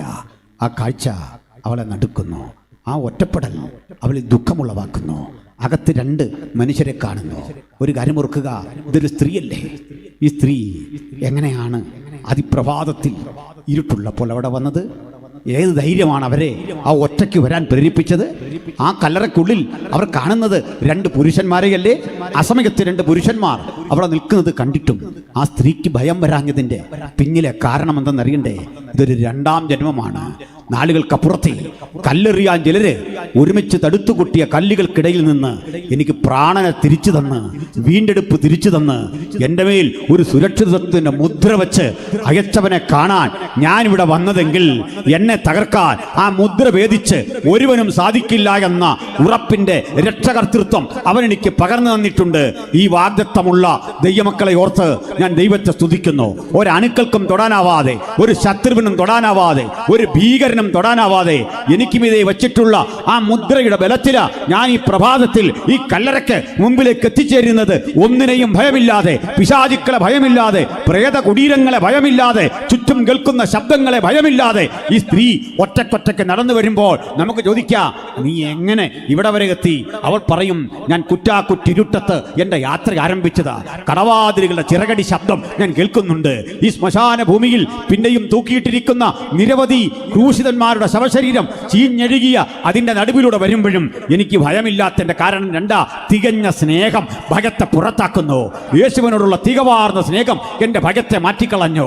എല്ലാ ഭയത്തോടും വിട പറഞ്ഞുകൊണ്ട് ജയാളിയായി ഞാൻ ഇവിടേക്ക് വരുമ്പോൾ എന്റെ ചുവട്ടടിയിൽ ഓരോ നടപ്പിലുമുണ്ട് ഒരു ജഗത്തിന്റെ അധികാരം. നമുക്ക് ഇന്ന് ഈ ക്രൂശിതന്റെ അരികിലേക്ക് ചെല്ലുമ്പോൾ ഈ ജഗത്തിന്റെ ഒരു ശക്തി ചൈതന്യം നമ്മളിൽ വ്യാപരിക്കണം. അത് രോഗശാന്തിയായി, ദൈവകൃപയായി, ഞാനും നിങ്ങളും ഭയപ്പെട്ട ഇരുട്ടിന്റെ അനുഭവങ്ങളായി ജയമെടുക്കുവാൻ ബാധ്യസ്ഥരായ ദൈവമക്കളെ ഓർത്തുകൊണ്ട് ഞാൻ ദൈവത്തെ സ്തുതിക്കുന്നു. അകത്തും പുറത്തുമിരുന്ന് വചനം കേൾക്കുന്ന പ്രിയപ്പെട്ടവരെ, ഭയം നിങ്ങളെ വിട്ടു പോകട്ടെ. നാളെയെ കുറിച്ചുള്ള ഭയം വിട്ടു പോകട്ടെ. ഭാവി സംബന്ധമായ ഭയം വിട്ടു പോകട്ടെ. രോഗസംബന്ധമായ ഭയം വിട്ടു പോകട്ടെ. ആർക്കല്ലുരുട്ടി നീക്കും എന്ന പ്രതിബന്ധങ്ങളെ തരണം ചെയ്യാനുള്ള ഭയം വിട്ടുപോകട്ടെ. പുത്തൻ നിറവോടെ, പുത്തൻ അഭിഷേകത്തോടെ നമുക്ക് ഈ കല്ലറയുടെ അരികിലേക്ക് എത്തണം. ഞാൻ വിളിച്ചു പറയും, ഇതേ സമയത്ത് തുറക്കപ്പെട്ട യെരൂശലേം ദേവാലയമില്ലേ, നൂറുകണക്കിന് സിനഗോഗുകളില്ലേ, മനുഷ്യൻ പ്രഭാത നമസ്കാരത്തിനായി കണ്ണു തുറന്ന് എഴുന്നേറ്റ് വരുന്ന സമയമല്ലേ, ചില കുളിച്ച് ശുദ്ധരായി ദേവാലയ കർമ്മങ്ങളിലേക്ക് പോകുകയല്ലേ. അവിടെയൊന്നും കാണാത്ത ദിവ്യപ്രഭയുടെ വെളിച്ചം നിങ്ങൾക്ക് കാണാൻ കഴിയുന്ന ഇടം ഈ കല്ലറയുടെ മുമ്പിലെങ്കിൽ യെരൂശലേം ദേവാലയത്തെക്കാൾ ഞങ്ങൾ വിലമതിക്കുന്നു. ക്രൂശിതനെ സംസ്കരിച്ച ഈ ഇടമെങ്കിൽ എവിടെയും കിട്ടാത്ത ദിവ്യ വെളിപ്പാടിന്റെ ഈ സമാഗമന കൂടാരം ഇന്ന് രാത്രി നമ്മുടെ മധ്യത്തിലുണ്ട്. ദൈവ തേജസ്സായി, ദൈവകൃപയായി വിശ്വസിക്കുന്ന പ്രിയപ്പെട്ടവർക്ക് അത് പുത്തൻ അഭിഷേകമായി ഇന്നിവിടെയുണ്ട്. ഈ 2006 ഒരു കൺവെൻഷൻ കൂടി കൂടുമ്പോൾ ദൈവമക്കളെ ചടങ്ങുകളുടെ ആവർത്തനമല്ല, നാളെ ഈ നിറവിന്റെ ഒരു പുനരുൽപാദനം. നൂറുകണക്കിന് ദൈവമക്കൾക്ക് ചില പുത്തൻ പ്രചോദനം എനിക്കും ചിലതിൻ്റെ യേശുവിനായി ചെയ്യണം. ഇതുവരെയൊക്കെ നമ്മൾ എന്താ ചിന്തിച്ചത്? ഒരു യോഗത്തിന് ചെല്ലുമ്പോൾ, ഒരു പ്രാർത്ഥനയ്ക്ക് ചെല്ലുമ്പോൾ നമുക്ക് എന്തെങ്കിലും കിട്ടണം. അത് തെറ്റൊന്നുമല്ല. നമ്മളോടെല്ലാം പറയുന്നത് പ്രാപിച്ചോ പ്രാപിച്ചോ എന്നാണല്ലേ. പിടിച്ചോ പിടിച്ചോ, പ്രാപിച്ചോ പ്രാപിച്ചോ എന്നൊക്കെ പറഞ്ഞാണ് അല്ലേ. ഒരുത്തം കഴിഞ്ഞിടയ്ക്ക് പിടിച്ചോ പിടിച്ചോ. നമ്മൾ സാധാരണ ഈ പട്ടി അഴിച്ചു വിട്ടിട്ട് നമ്മളോട് ശത്രുക്കൾ പറയുന്ന പിടിച്ചോ പിടിച്ചോ എന്നല്ലേ. ഇതേ രീതിയിലൊക്കെ സ്റ്റേജിൽ നിന്ന് തട്ട് എന്തെല്ലാം കോമഡികൾ നമ്മളിന്ന് കാണണം. ഞാനല്ലേക്കൊന്നും പോകുന്നില്ല. അല്ലെങ്കിലും ഞാൻ ഈ ആഭ്യന്തര കാര്യങ്ങൾ ഇങ്ങനെയുള്ള സ്ഥലങ്ങളിൽ പറയാറില്ല. അതുകൊണ്ട് എനിക്ക് ആഭ്യന്തര ശത്രുക്കൾ ഇല്ലാതില്ല, അത് മറ്റൊരു സത്യം. എന്നാലും ഭാഗ്യ ശത്രുക്കളും ആഭ്യന്തര ശത്രുക്കളും ഇഷ്ടം പോലുണ്ട്. നമ്മൾ ഈ കുടുംബരഹസ്യമൊക്കെ പറയേണ്ട സ്ഥലവും രീതിയുണ്ടല്ലേ. അതൊരു പരോക്ഷ ഭാഷയിലൊന്നും പറയുന്നതിന് കുഴപ്പമില്ല അല്ലേ. കുടുംബത്തകത്ത് തിരുത്താനുള്ളത് ഇങ്ങനെ കൺവെൻഷൻ അല്ല പറയുന്നത്. പൊക്കോട്ടെ, തിരിച്ചു വരാം. അപ്പോഴേ ഈ നമ്മുടെ ഇടയിൽ കിട്ടട്ടെ, ദൈവസ്ഥലിൽ നിന്ന് വല്ലതും കിട്ടണം, വല്ലതും ലഭിക്കണം. സത്യത്തിൽ എത്ര പേരെ ചിന്തിച്ചു എനിക്ക് വല്ലതും ദൈവത്തിനായി ചെയ്യണം? അങ്ങനെ ചിന്തിച്ചിട്ട് എത്ര നാളായി? എൻ്റെ മനസ്സ്, എൻ്റെ ശരീരം, എൻ്റെ സമ്പത്ത്, എൻ്റെ ഊർജം, എൻ്റെ അറിവ്, എൻ്റെ അന്വേഷണം, എൻ്റെ ജാഗ്രത, എൻ്റെ കുറവ്, എൻ്റെ രോഗം, എൻ്റെ ദൗർബല്യം, എൻ്റെ ദാരിദ്ര്യം, ഞാൻ എന്തായിരിക്കുന്നുവോ അത് സർവസ്വവും യേശുവിൻ്റെ പക്കലൊന്ന് വെക്കണം. പച്ചവെള്ളം പോലെ എനിക്കൊന്ന് പകരണം. ഒന്നുറപ്പാ, വീഞ്ഞാക്കി ജീവിത പ്രശ്നങ്ങളെ തിരിച്ചു തരുന്നവനാ കർത്താവ്. നമ്മുടെ പ്രാർത്ഥനയെല്ലാം പച്ചവെള്ളം പോലെ, രുചിയില്ല, മണമില്ല, ഗന്ധമില്ല. പക്ഷെ യേശു തൊട്ടാൽ അതിൻ്റെ രുചി മാറും, ഗന്ധം മാറും, നിറം മാറും, അനുഭവം മാറും. അതുകൊണ്ട് യേശുവിൻ്റെ അരിലേക്ക് വാ. വരുന്നെന്തിനാ? എനിക്ക് യേശുവിനായി ചിലത് ചെയ്യണം. ഞാൻ മറിയിലേക്ക് വരാം. അതിനുമ്പ് ഒരു കാര്യം, 5 അപ്പവും 2 മീനും യേശുവിന് കൊടുത്ത ഒരു ബാലനുണ്ട്. സാധാരണഗതിയിൽ ഒരു ബാലൻ ഈ 5 യവത്തപ്പവും 2 മീനും കഴിക്കുമോ? അങ്ങനെ കഴിക്കുന്ന കുഞ്ഞുങ്ങളുണ്ടെങ്കിൽ അങ്കിളിനോട് ക്ഷമിക്കണം, ഞാൻ നിന്നെ അല്ല ഉദ്ദേശിച്ചത്. മനസ്സിലായോ? അവളുമാർ 2 പേരും എവിടെയും ചിരിക്കുന്നു. കുഴപ്പമില്ല, നിങ്ങൾ ശാന്തമായിട്ട് കേൾക്കല്ലേ. ചിലർക്ക് കുഞ്ഞുങ്ങളുടെ ബഹളം കാരണം ഒന്നും പറ്റിയല്ല. ചിലത്ത് അവൾ പ്രസംഗിക്കാൻ നിൽക്കുക കുഞ്ഞുങ്ങളുടെ പരിപാടി കണ്ടാൽ ലോകത്തിലേക്ക് വരാനുള്ള എതിർ ക്രിസ്തു ഇവൻ തന്നെയാണോ നമ്മൾ സംശയിച്ചിട്ടുണ്ട്. പിന്നെ അന്നേരം അത് പറയല്ല, എന്ത് മാന്യമായിട്ടോ കുഞ്ഞുങ്ങളിരിക്കുന്നു. നല്ല മക്കൾ ഇങ്ങോട്ട് ശ്രദ്ധിച്ചിരിക്കും. ആ വെളിപ്പാട് 13 പറയുന്ന ഇവൻ തന്നെയാണോ എന്ന് പലയിടത്തും തോന്നിയിട്ടുണ്ട്. ഇത് വളരെ വ്യത്യാസം. പോട്ടെ. അപ്പോഴേ പിന്നെ ചില മുതിർന്നവർ ആ ഒരു കോലത്തിലൊക്കെ വരും, അത് വേറെ വിഷയം. പോട്ടെ. വെളിപ്പാട് 13 പോലെ വരുന്ന എത്രയോ മനുഷ്യരുണ്ടല്ലേ, 7 കൊമ്പും ഇങ്ങനെയൊക്കെ ഉള്ള ആൾക്കാരുണ്ട്. പോട്ടെ. അപ്പോഴേ ഈ പയ്യൻ 3 അപ്പം അവൻ്റെ പിതാവിനും 2 അപ്പം അവനും വേണ്ടി കൊണ്ടുവന്നു. അവൻ്റെ 2 മീൻ 2 പേർക്ക് ഓരോന്ന്. അങ്ങനെ ഒരു കണക്ക്. അത് യവത്തപ്പം. യവത്തപ്പം ഉണ്ടാക്കിയെടുക്കാൻ വലിയ പാടാണ്, അതിന് കയ്പുണ്ട്. മാത്രമല്ല അത് ആ സാധനം തന്നെ സ്നാക്സിൻ്റെ കൂടെ പെടുത്താവുന്നതാണ്. വിശപ്പിനുള്ളതാണ്, സ്വാദിനുള്ളതല്ല. വിശപ്പിനും സ്വാദിനും 2 തരം ഭക്ഷണം. മനസ്സിലായോ? നമ്മുടെ അധ്യക്ഷനായ ദിവാസൻ്റെ മക്കളുടെ കല്യാണമെല്ലാം കഴിഞ്ഞു, 2 പേരെയും കഴിഞ്ഞു. ഒരാളുണ്ട് ദിവാസൻ്റെ ഇനി കല്യാണം നടക്കാനുള്ള മോനോ മോളോ നമ്മളെല്ലാം കല്യാണത്തിന് വിളിച്ചു. നമ്മളെല്ലാം വരുമ്പോൾ ഉണ്ട് ഇല്ല 1 തരം കഞ്ഞി, അച്ചാറ്, പപ്പടം. നമ്മൾ നല്ലതാണല്ലേ. സൂപ്പർ കുത്തരി കഞ്ഞി, ചമ്മന്തി, അച്ചാറ്, പപ്പടം. അത് കഴിക്കാൻ നമ്മൾ നിൽക്കുമോ? അവർ 2 കൂടെ കഴിക്കട്ടെ നോക്കൂ അല്ലേ. നമ്മൾ വീട്ടിൽ പോരും. അച്ഛൻ പറയും മോനെ എനിക്ക് ഇച്ചിരി തിരക്കുണ്ട് പോയേക്കുക. നമ്മൾ ഓരോന്നും പറഞ്ഞ് മാറും. കാരണം എന്താ? കല്യാണത്തിന് കഴിക്കാൻ പോയേക്കുക എന്തിനാ? സ്വാദിനാ. ഇനി നമ്മുടെയൊക്കെ കല്യാണമെന്ന് പറഞ്ഞാൽ ഇനി അത് കഴിക്കാനൊക്കത്തില്ല. കാരണം ആശംസ അനുശോചനം എല്ലാം തീർന്നു വരുമ്പോൾ മനുഷ്യൻ്റെ നട്ടലൊടിയല്ലേ. ഇനി കല്യാണം നടത്തുന്നവന് ഇച്ചിരി ചുരുക്കി ചെയ്താലും ആശംസക്കാരൻ അതിൻ്റെ ആ മുഴുവൻ പകിട്ടും കളയും, മൊത്തം തീർക്കും. ഇതാ സ്ഥിതി. എന്നാലും എത്ര നല്ല ഭക്ഷണം തന്നാലും, മട്ടൻ ബിരിയാണി തന്നാലും, ഊണ് തന്നാലും, ഇതെല്ലാം കഴിച്ചിട്ട് പോകുമ്പോൾ ചില ഗതികെട്ട മനുഷ്യർ പിന്നെയും പറഞ്ഞു പോവും എന്തോ ഒരു ഭക്ഷണമായിരുന്നു. സത്യത്തിൽ ഇവനൊക്കെയുള്ള ഈ ശാപം അത് ബാംഗ്ലൂരിൽ നിന്ന് വന്ന് മുറിച്ചാൽ പോലും മുറിയല്ല, അവിടെ കിടക്കുക. ഇത് അറിയില്ല. ഇവൻ്റെ ആ വർത്തമാനം കേട്ടാൽ ഇന്നലെ ഭയങ്കര ഫുഡാരെന്ന് തോന്നും. അപ്പനതിലെ ഇങ്ങനെ നെഞ്ചു തിരുമ്മി കിടക്കാം. ഞാൻ ഈ കല്യാണം കഴിഞ്ഞോട് എനിക്കൊരു ചെറിയ പ്രയാസമായിപ്പോയി. എന്നോട് മോള് പറഞ്ഞു, അപ്പം ഈ ഗൗരവത്തിൽ ഇരുന്ന വീട്ടിൽ വരുന്ന മനുഷ്യർ ഈ നമ്മളോട് സഹകരിക്കുന്നതിന് എന്തൊക്കെ ഒരു പ്രയാസം പറ്റുള്ളൂ, പിണങ്ങിയാന്ന് ഓർക്കുമെന്ന് പറഞ്ഞു. നമ്മുടെ മുഖത്തിന് എന്തോ ഒരു ഗൗരവം ഉണ്ടെന്ന് അവൾക്ക് തോന്നുന്നത്. മറ്റൊരു മോള് പറഞ്ഞു, പപ്പ ഏറ്റവും എനിക്ക് ഇഷ്ടപ്പെട്ടത് ആ മാസ്ക് ധരിച്ച സമയത്താണ്. വലിയ വൃത്തികേടില്ലായിരുന്നു. ഇവിടെ ഈ ഗൗരവം കൊണ്ട് പറഞ്ഞു പോന്ന. അതുകൊണ്ട് എല്ലാവരോടും ചിരിക്കണമെന്ന്. സത്യം നിങ്ങളോട് പറയാം, ഞാൻ ചിരിച്ചിരിച്ചെൻ്റെ കവിളിന് വേനയായിപ്പോയി. കാരണം ചിരി വരാതെ ചിരിക്കുക. നമ്മുടെ ബുദ്ധിമുട്ടൊന്ന് ആലോചിച്ച് നോക്കി. കാരണം ചിരിച്ചില്ല ഇവൻ കഴിക്കാൻ പോകും, അത് വലിയ പാടാണ് അല്ലേ. നമ്മളൊക്കെ ആൾക്കാരുടെ പരിപാടി എന്ന് പറഞ്ഞാൽ ചിരിക്കണം, കൈ കൊടുക്കണം. എവിടുന്ന് ഈ കല്യാണം നടത്തുന്നതിൻ്റെ ബുദ്ധിമുട്ടറിയാം. അവനതിലിങ്ങനെ നെഞ്ചും തിരുമ്മി നടക്കുക.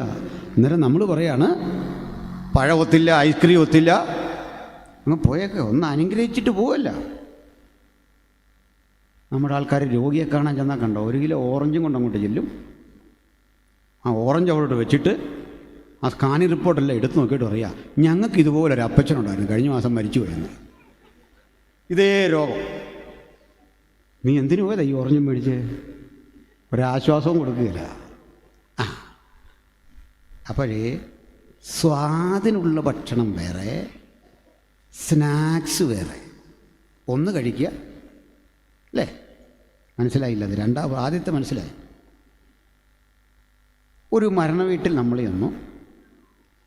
ആ ചായയും മണ്ണും ഒക്കെ കഴിച്ചിട്ട്, വട കഴിച്ചിട്ട് നമ്മൾ പറയുക എന്തോ ഒരു വടയായിരുന്നു. അപ്പോൾ അവിടുത്തെ അച്ഛൻ പറയാണോ, ആ ഇന്നിങ്ങനെ പോട്ടെ, ഇനി അവസരം വരുന്നുണ്ടല്ലോ, ഒരു ദിവസം കൊണ്ട് നേരം വെളുക്കല്ലോ. നമ്മുടെ വീട്ടിൽ കുറേ കുട്ടികൾ എല്ലാം വന്നു അടുത്ത വീട്ടിലൊരു അപ്പച്ചനെ പരിചയപ്പെട്ടു. ഈ വന്നന്മാർക്കിടയിൽ ഒരു കുസൃതിക്കാരൻ ഈ അപ്പച്ചനെ ഭയങ്കര വർത്തമാനമെല്ലാം പറഞ്ഞിട്ട് അങ്ങോട്ട് തിരിച്ചു വന്ന് ഈ അപ്പച്ചനോട് പറയുക, താമസിക്കാതെ ഞങ്ങൾ ഒന്നുകൂടെ വരും അപ്പച്ച. അധികം താമസിക്കാതെ ഞങ്ങൾ ഒന്നുകൂടെ വരും. കണ്ടോ ന്യൂജൻ പിള്ളേർ ഓരോ ഭാവന പോന്ന് പോക്കേ. അപ്പോഴേ ഈ വട കഴിച്ചാൽ എന്തെങ്കിലും ആട്ടം കൊടുത്ത് പോവാ. ഇതിനെ കൊള്ളൂ യവത്തപ്പം. കാരണം ഇവനൊരു ചെറിയ കയ്പുണ്ട്, അതാ സ്ഥിതി. എന്നിട്ടും ഒരു പാവ അമ്മച്ചി തലേന്ന് രാത്രി ഇടിച്ച് 7 തവണ തെളിനീര് കുറ്റി ഈ ക്രീമാക്കി മാറ്റി അപ്പം കൊടുത്തു വിട്ടുണ്ടോ ഈ കൊച്ചിൻ്റെ. ആ പയ്യൻ്റെ ഇന്ന് തന്നെ യേശു വാങ്ങിയത് കണ്ടോ? അത് തന്നെ പ്രാർത്ഥിച്ച് കൊടുത്തുണ്ടോ? ആട്ടെ, കൊടുത്തവനാണോ തൃപ്തി, കഴിച്ചവനാണോ തൃപ്തി? കഴിച്ചവന് സംതൃപ്തി വന്നു, കൊടുത്തവന് കൂടുതൽ തൃപ്തി. കാലമെത്ര കഴിഞ്ഞാലും ആ നന്ദിയുള്ള മനുഷ്യൻ ചോദിക്കും, ആട്ടെ യേശുവാ തന്നേ, പക്ഷെ അത്രയും കൊണ്ടുവന്നാരാ? അപ്പോഴൊക്കെ കർത്താവ് പറയും, അതവനാ. ഇതുവരെയും കർത്താവിൻ്റെ പേര് പറഞ്ഞില്ല, യോഹന്നാനവൻ്റെ പേര് പറഞ്ഞില്ല. മഹത്തരമായ 2 പ്രവൃത്തി തിരുവെഴുത്തിൽ ചെയ്തു വെച്ച 2 കുട്ടികളുണ്ട്. ആ 2 കുട്ടികളുടെയും പേര് ബൈബിളിലില്ല. ഒന്നൊരു പെൺകുട്ടിയാ, നയമാൻ്റെ വീട്ടിൽ ജോലിക്കുന്ന ഹോം നേഴ്സില്ലേ, പാവം പെൺകൊച്ച്. അവളാ ഒരു രാഷ്ട്രത്തിൻ്റെ മുഴുവൻ ഗതിയെ മാറ്റിമറിക്കുന്ന വലിയൊരു സൗഖ്യത്തിൻ്റെ ചാലകശക്തി അവളാ. അവിടെ പേര് പറഞ്ഞില്ല. 5 അപ്പം കൊണ്ട് 5000 തൃപ്തിപ്പെടുത്താൻ യേശു തിരഞ്ഞെടുത്ത ഒരു പാവം കുട്ടിയുണ്ട്, അവൻ്റെ പേരും പറഞ്ഞില്ല. ആ പേരുകൾ ഇവിടെ പറയുന്നതല്ല. നിത്യതയിലെത്തുമ്പോഴും നമുക്കൊരാകാംക്ഷ അവനെ കാണാൻ. ദൈവം ചിലതൊക്കെ മറച്ചു വച്ചിരിക്കുന്നതേ അനീതിയുള്ള ന്യായാധിപനായിട്ടല്ല. അങ്ങനെയെങ്കിൽ ആരും അറിയാതെ ദൈവത്തിനായി ചെയ്ത 100 പ്രവൃത്തികൾ പ്രകീർത്തിക്കപ്പെടുന്ന ഒരവസരം വരുന്നുണ്ട്. ഞാനും നിങ്ങളും നൊന്തും കഷ്ടപ്പെട്ടും ദൈവത്തിനായി ചെയ്തതൊന്നും അവിടുന്ന് മറക്കില്ല. അതുകൊണ്ട് ഇന്ന് നമ്മളിവിടെ വന്നത് ദൈവത്തിനായിട്ടൊന്ന് പ്രവർത്തിക്കണം, ദൈവത്തിനായി ഈ ക്രൂശിൻ്റെ ചുവട്ടിലൊന്നും നിൽക്കണം. ആട്ടെ, നമ്മളൊക്കെ ഇങ്ങനെ ചെയ്യുന്നുണ്ട്, പക്ഷെ തൃപ്തി വന്ന എത്ര പേരുണ്ട്? തൃപ്തികരമായി എനിക്ക് യേശുവിന് വേണ്ടി ഒന്ന് പാടണം, തൃപ്തികരമായി യേശുവിനെ പ്രസംഗിക്കണം, തൃപ്തികരമായി യേശുവിനെ സാക്ഷിക്കണം. ചിലതൊക്കെ ചെയ്യുമ്പോൾ കിട്ടുന്ന ആത്മസംതൃപ്തിക്ക് അപ്പുറത്ത് എനിക്ക് കൊടുത്തിട്ട് മതി വരുന്നില്ല, പ്രവർത്തിച്ചിട്ട് മതി വരുന്നില്ല, പാടിയിട്ട് മതി വരുന്നില്ല, ആരാധിച്ചിട്ട് മതി വരുന്നില്ല. എവിടെയോ വ്യാപരിക്കുന്ന ഇത്തരം ചില കെട്ടുകൾ പൊട്ടിച്ച് എനിക്കൊന്ന് സ്വതന്ത്രനാകണം ആരാഗ്രഹിക്കുന്നു. ഇന്ന് രാത്രി ഒരു വിടുതലിനായി, ഒരു ദൈവപ്രവൃത്തിക്ക് വേണ്ടി ഒരുമിച്ച് ദാഹിച്ച് നമുക്ക് ചെല്ലണം. അതുകൊണ്ട് ഞാൻ ചിന്തയെ പാതി വഴിയിൽ തൽക്കാലം ഇവിടെ ഇങ്ങനെ നിർത്തുന്നു. നമ്മളുടെ കാണിക്കെടുക്കാൻ വേണ്ടി അവസരങ്ങളെ വേർതിരിക്കുന്നു. തദനന്തരം അവശേഷിക്കുന്ന കാര്യങ്ങൾ നമുക്ക് ഒരുമിച്ച് ചിന്തിക്കാം. കർത്താവ് നമ്മളെ സഹായിക്കട്ടെ.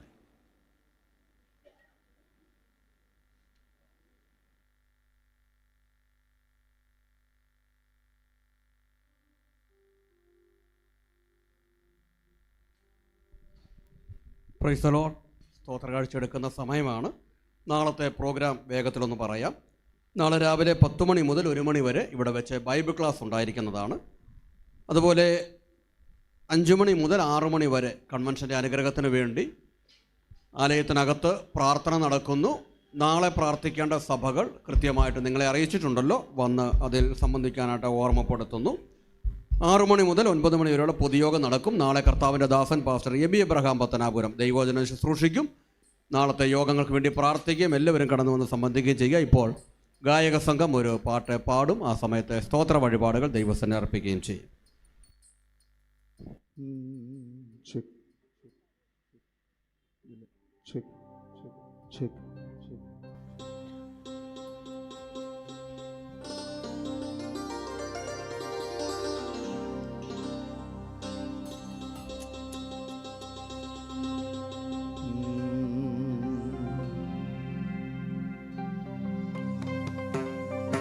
Baniza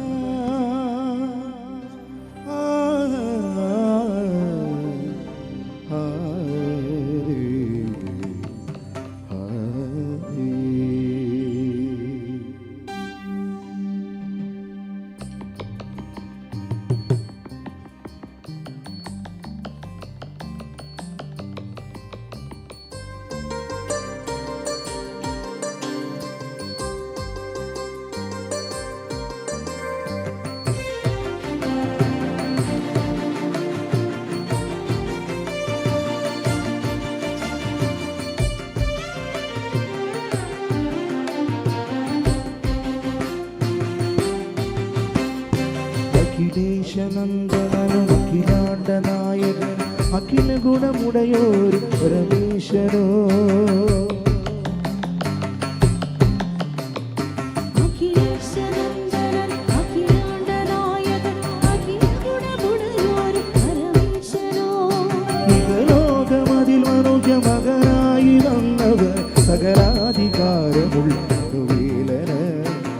സകലാധികാരമുള്ള മനോവേലന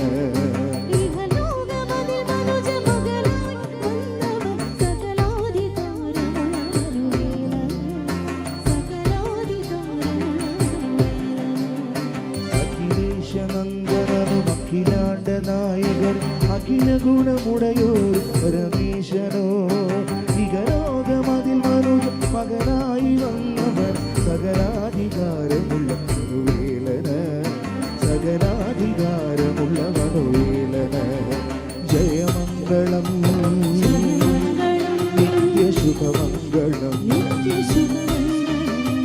ജയമംഗളം നിത്യശുഭമംഗളം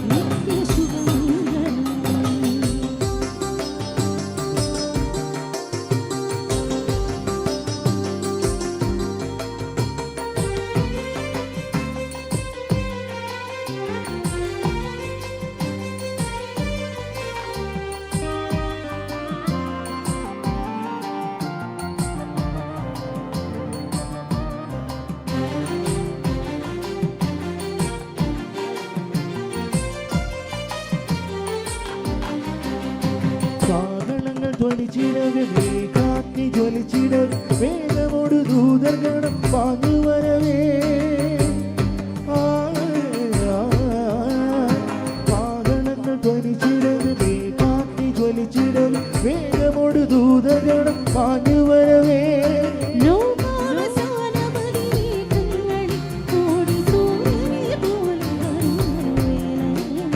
സൂര്യനെ പോലെ വരും മനുവേലന ജയമംഗളം നിത്യശുഭമംഗളം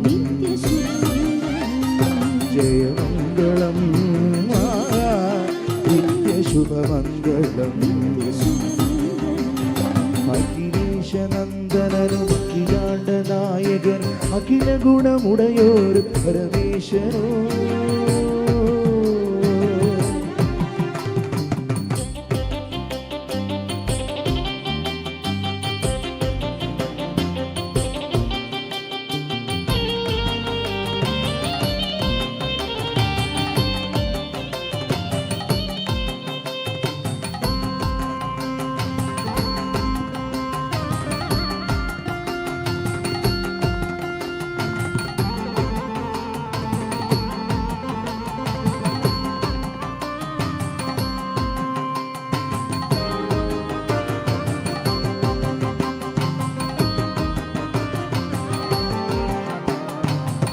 പരമസുതനായോർക്ക് പാരിട മകൻ നീയും പരമശാലെ പുരി പാരിതിറക്കിയും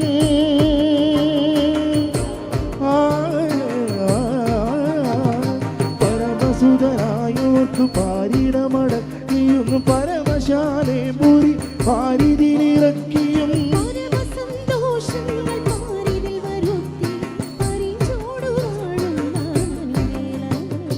പരിചോട് വാഴുന്ന പരമേശന ജയമംഗളം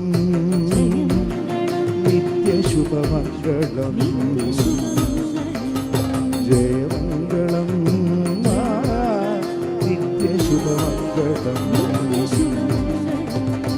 അഖിലേശനന്ദനനും അഖിലാണ്ട നായകർ അഖില ഗുണമുടയോർ പരമേശ്വരോ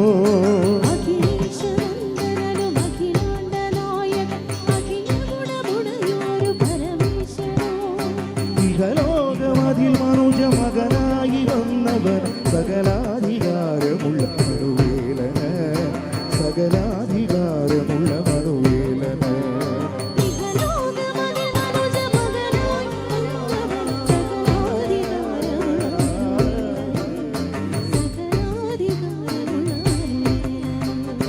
ജയമംഗളം നിത്യശുഭമംഗളം ജയമംഗളം നിത്യശുഭമംഗളം ജയമംഗളം നിത്യശുഭമംഗളം ജയമംഗളം നിത്യശുഭമംഗളം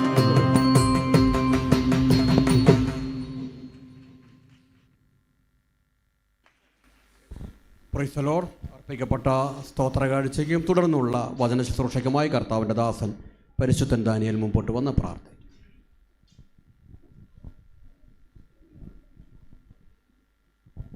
പ്രാർത്ഥിക്കാം. പരിശുദ്ധനായ ദൈവമേ, സ്വർഗീയ പിതാവേ, നല്ല സമയത്തിനായി നന്ദിയോട് സ്തോത്രം ചെയ്യുന്നു. കൺവെൻഷൻ്റെ ആദ്യ രാത്രിയിൽ ഞങ്ങളെ കേൾപ്പിച്ചുകൊണ്ടിരിക്കുന്ന തിരുവചനത്തിനായി ഞങ്ങൾ നന്ദി പറയുന്നു കർത്താവേ. തുടർന്ന് ഞങ്ങൾ കേൾക്കാൻ പോകുന്ന വചനത്തിനായി സ്തോത്രം. ഈ സെൻറ്ററിൻ്റെ പ്രവർത്തനങ്ങളെ ദൈവത്തിനത്തോളം വിജയകരമാക്കി തീർത്തു. അതിൻ്റെ നേതൃത്വ നിരയിലായിരിക്കുന്ന കർത്തദാസന്മാരെ ദൈവോടമ അനുഗ്രഹിക്കണമെന്ന് ഞങ്ങൾ ദൈവത്തോട് പ്രാർത്ഥിക്കുന്നു. ഇന്ന് രാത്രി കടന്നു വന്ന എല്ലാ ജനത്തോട് ദൈവം ഇടപെടുകയും സംസാരിക്കുകയും ചെയ്യണമേ. വളരെ വ്യക്തമായി തിരുവചനം സംസാരിക്കുന്ന അങ്ങയുടെ അഭിഷക്തനെ ദൈവം ഇന്ന് രാത്രി അനുഗ്രഹിക്കണം. നല്ല ഗാനങ്ങൾ ഞങ്ങളെ ശ്രവിക്കുവാൻ കർത്താവ് ഇടയാക്കിയല്ലോ. ടീമിനെ ദൈവം അനുഗ്രഹിക്കണമേ.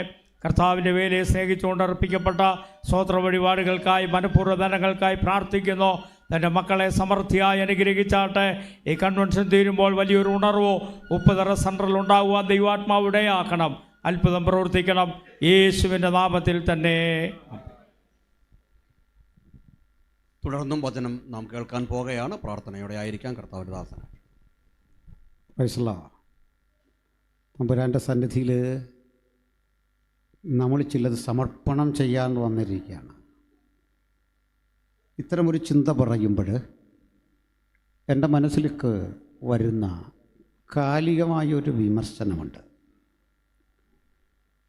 35 വർഷങ്ങൾക്ക് മുമ്പ് ഇങ്ങനെ ഒരു കൺവെൻഷന് തുടക്കം കുറിക്കുമ്പോൾ ഇത്തരമൊരു അനുകൂല ഘടകവും നമ്മുടെ മുമ്പിലില്ല. വിശേഷിച്ച് ഹൈറേഞ്ചിലെ സുവിശേഷ പ്രവർത്തനങ്ങൾക്ക് ഇന്നും വേണ്ടത്ര ഭൗതികമായൊരു പശ്ചാത്തലം ആയിട്ടില്ല. അതൊരു സത്യമാണ്. ഇവിടെയുള്ള ദൈവദാസന്മാരും സഭകളും പ്രകൃതിയോട് പോരാടി കഠിനാധ്വാനങ്ങളിലൂടെ കരുപ്പിടിപ്പിച്ചെടുത്ത ഒരു മിനിസ്ട്രിയാണ്.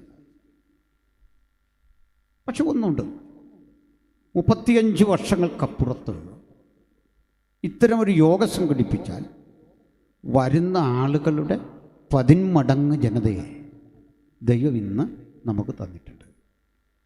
സൺഡേ സർവീസിലൊക്കെ എത്തുമ്പോൾ വലിയൊരു ജനാവലി ആ 35 വർഷങ്ങളുടെ കുറവ് നികത്തത്തക്ക വിധം നമ്മുടെ നടുവിൽ വരും. അത് ഇതെന്ന് മാത്രമല്ല, ഇന്ത്യയിലെ സകല കൺവെൻഷനുകളും സകല ക്രിസ്തീയ കൂട്ടായ്മകളും ഇങ്ങനെ അഭിവൃദ്ധിപ്പെട്ടുകൊണ്ടിരിക്കുന്ന ഒരു കാലഘട്ടത്തിൽ നമ്മൾ വന്നിരിക്കുക. ഞാൻ ശുഭകരമായി ഈ കാലത്തെ കാണുന്നു. ഈ തുറക്കപ്പെട്ട കല്ലറയ്ക്ക് മുമ്പിൽ വന്ന് ദുഃഖിതയായി മടങ്ങാൻ ഇടവരാത്ത വിധം ആ മഗ്ദലന മറിയത്തെ അനുഗ്രഹിച്ച അതേ ദൈവം ദീർഘവർഷങ്ങളിലെ ഇന്ത്യയിലെ ദൈവമക്കളുടെ പ്രാർത്ഥന കേട്ടുകൊണ്ടിരിക്കുകയാണ്. അതിൻ്റെ ഏറ്റവും അർത്ഥവത്തായ ഒരു കാലത്തിലേക്ക് നമ്മൾ പോയിക്കൊണ്ടിരിക്കുകയാണ്. അതിൻ്റെ കാരണം പറയാം.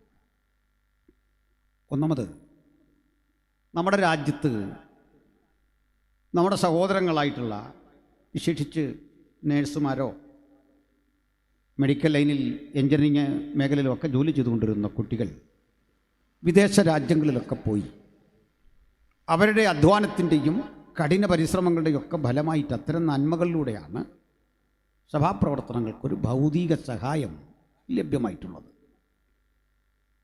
അതിനെ ആളുകൾ പലപ്പോഴും തെറ്റിദ്ധരിച്ചു. നമ്മൾ വിദേശ വരുമാനത്തിൻ്റെ അടിസ്ഥാനത്തിൽ ആളുകളെ പണം പറഞ്ഞ് മതം മാറ്റിക്കൊണ്ടുവരിക. അങ്ങനെ നിരീക്ഷണം നടത്തിയ ഭരണകൂടം നമ്മുടെ എല്ലാ ചാനലുകളും അടച്ചു. ഒരു ഫണ്ട് മൊബിലൈസ് ചെയ്യാൻ പറ്റിയ വഴികൾ അടച്ചു. ഫോറിൻ കറൻസി മാറാൻ പറ്റിയ ലൈസൻസുകൾ റദ്ദ് ചെയ്തു. അങ്ങനെ കഴിഞ്ഞ 8-10 വർഷങ്ങൾ നമ്മൾ കടന്നുപോയത് ഇത്തരത്തിലെ ചില വഴികളെ അടയ്ക്കുന്ന ഭരണകൂട ഇടപെടലുകൾ കണ്ടുകൊണ്ടാണ്. അതിൻ്റെ മധ്യ ചിലർ ഭയന്നിട്ട് ഇത്തരം സംവിധാനങ്ങളുമായി കോംപ്രമൈസ് ചെയ്തു. നമ്മൾ അവിടെയും നിന്നില്ല. നമ്മൾ എല്ലാ ഭരണകൂടത്തെയും ബഹുമാനിക്കുന്നു. നമ്മളെല്ലാവരോടും ആദരവ് പുലർത്തുന്നു. കക്ഷി രാഷ്ട്രീയമില്ല.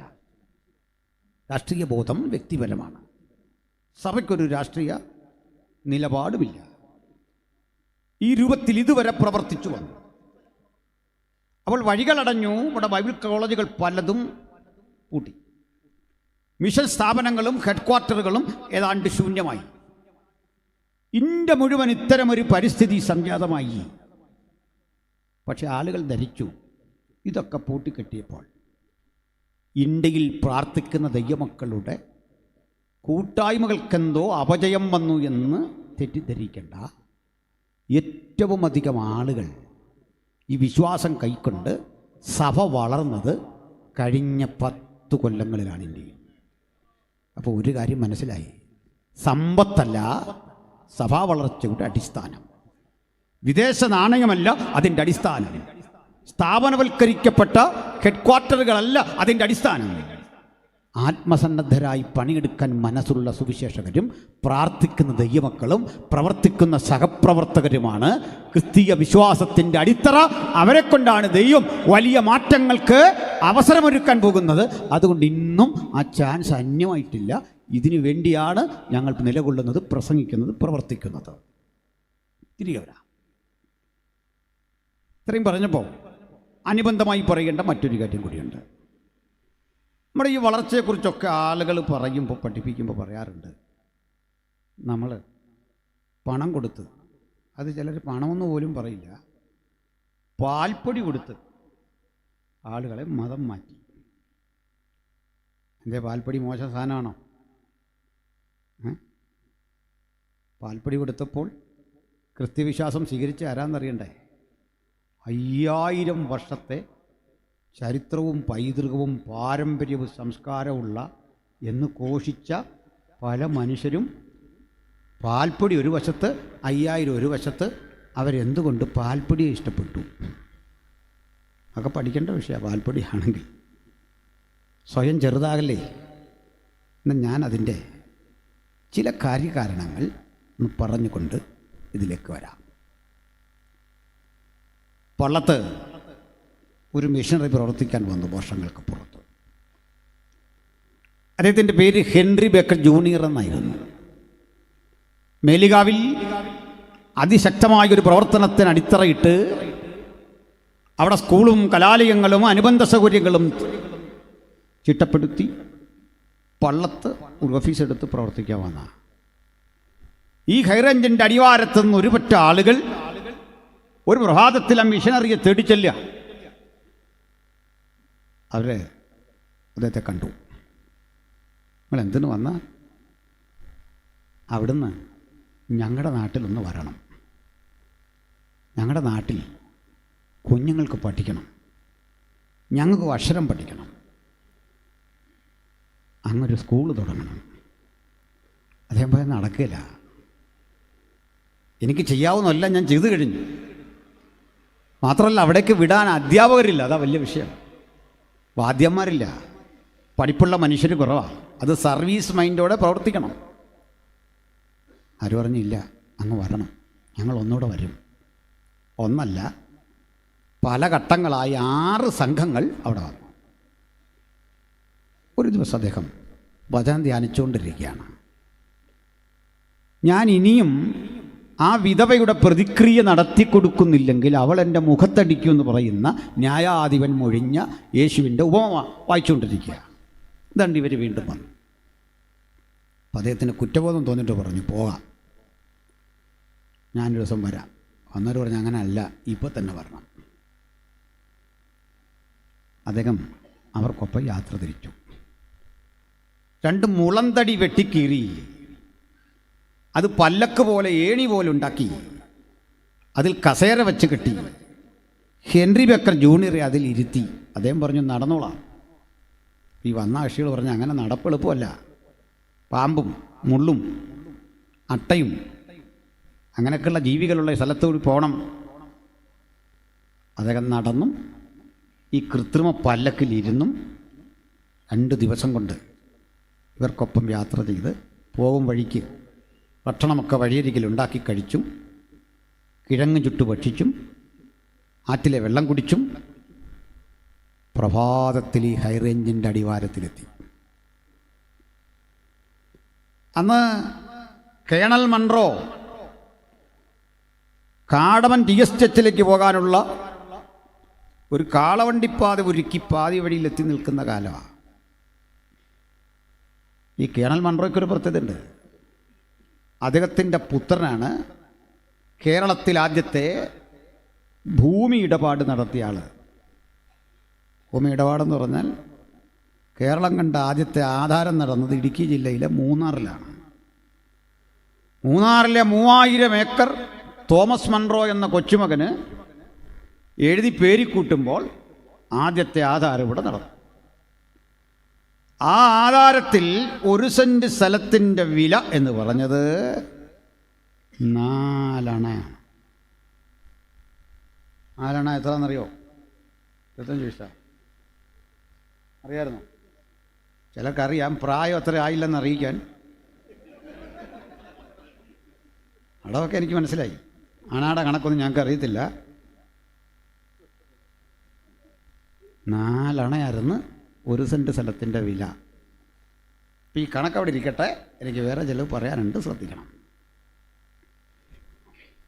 അങ്ങനെ സായിപ്പ് വന്ന് ഒരു പ്രഭാതത്തിൽ ഹൈറേഞ്ചിൻ്റെ അടിവാരത്ത് നിൽക്കുമ്പോൾ വെള്ള കളറുള്ള ഒരു പറ്റം പക്ഷികൾ പറക്കുന്നു. സ്വാൻ എന്ന ഇംഗ്ലീഷിൽ പറയുക. സ്വാൻ. യാക്കൂബിനറിയാം സ്വാൻ എന്ന് പറഞ്ഞാൽ. കാരണം സ്വാൻ ഓഫ് ഏവൻ, ഏവനിലെ രാപ്പാടി എന്നൊരാളെ പഠിച്ചിട്ടുണ്ട്, ഷേക്സ്പിയറാണ്. സ്വാൻ. ആ സ്വാൻ എന്നൊക്കെ പറഞ്ഞ് പഠിച്ച പക്ഷി നമ്മുടെ ആളുകളോട് ഇവിടെ ചോദിച്ചു, ഈ പറക്കുന്ന പക്ഷിയുടെ പേരെന്താ? ഇദ്ദേഹത്തിന് മലയാളം അറിയാം, ഈ പക്ഷിയുടെ പേരറിയില്ല. ആരോ പറഞ്ഞു മുണ്ടി എന്നാണ് പറയുക. അങ്ങനെ ആ സ്ഥലത്തിന് അദ്ദേഹം ഇട്ട പേരാണ് മുണ്ടിക്കയം. അതാ മുണ്ടക്കയമായത്, ഹൈറേഞ്ചിൻ്റെ അടിവാരം. ആളുകളെ വിളിച്ചുകൂട്ടി, മുള വെട്ടി, വഴിയോരത്ത്, നടവഴിയോരത്ത് ഓലമെഞ്ഞൊരു ഷെഡുണ്ടാക്കി. അങ്ങ് കോട്ടയത്ത് നിന്ന് പ്രതിമാസം ഗോതമ്പെത്തിക്കണം, പാൽപ്പൊടി എത്തിക്കണം, പഠിക്കുന്ന കുട്ടികൾക്ക് വസ്ത്രം എത്തിക്കണം. കാരണം അന്നത്തെ ശരാശരി മലയാളിയുടെ വസ്ത്രം കൂമ്പ് പാളകളാണ്. അതുകൊണ്ട് ജൗളിക്കടയും കുറവ്. ആർക്ക് വേണ്ടിയത്? മനസ്സിലായില്ലേ? ഇതാ സ്ഥിതി.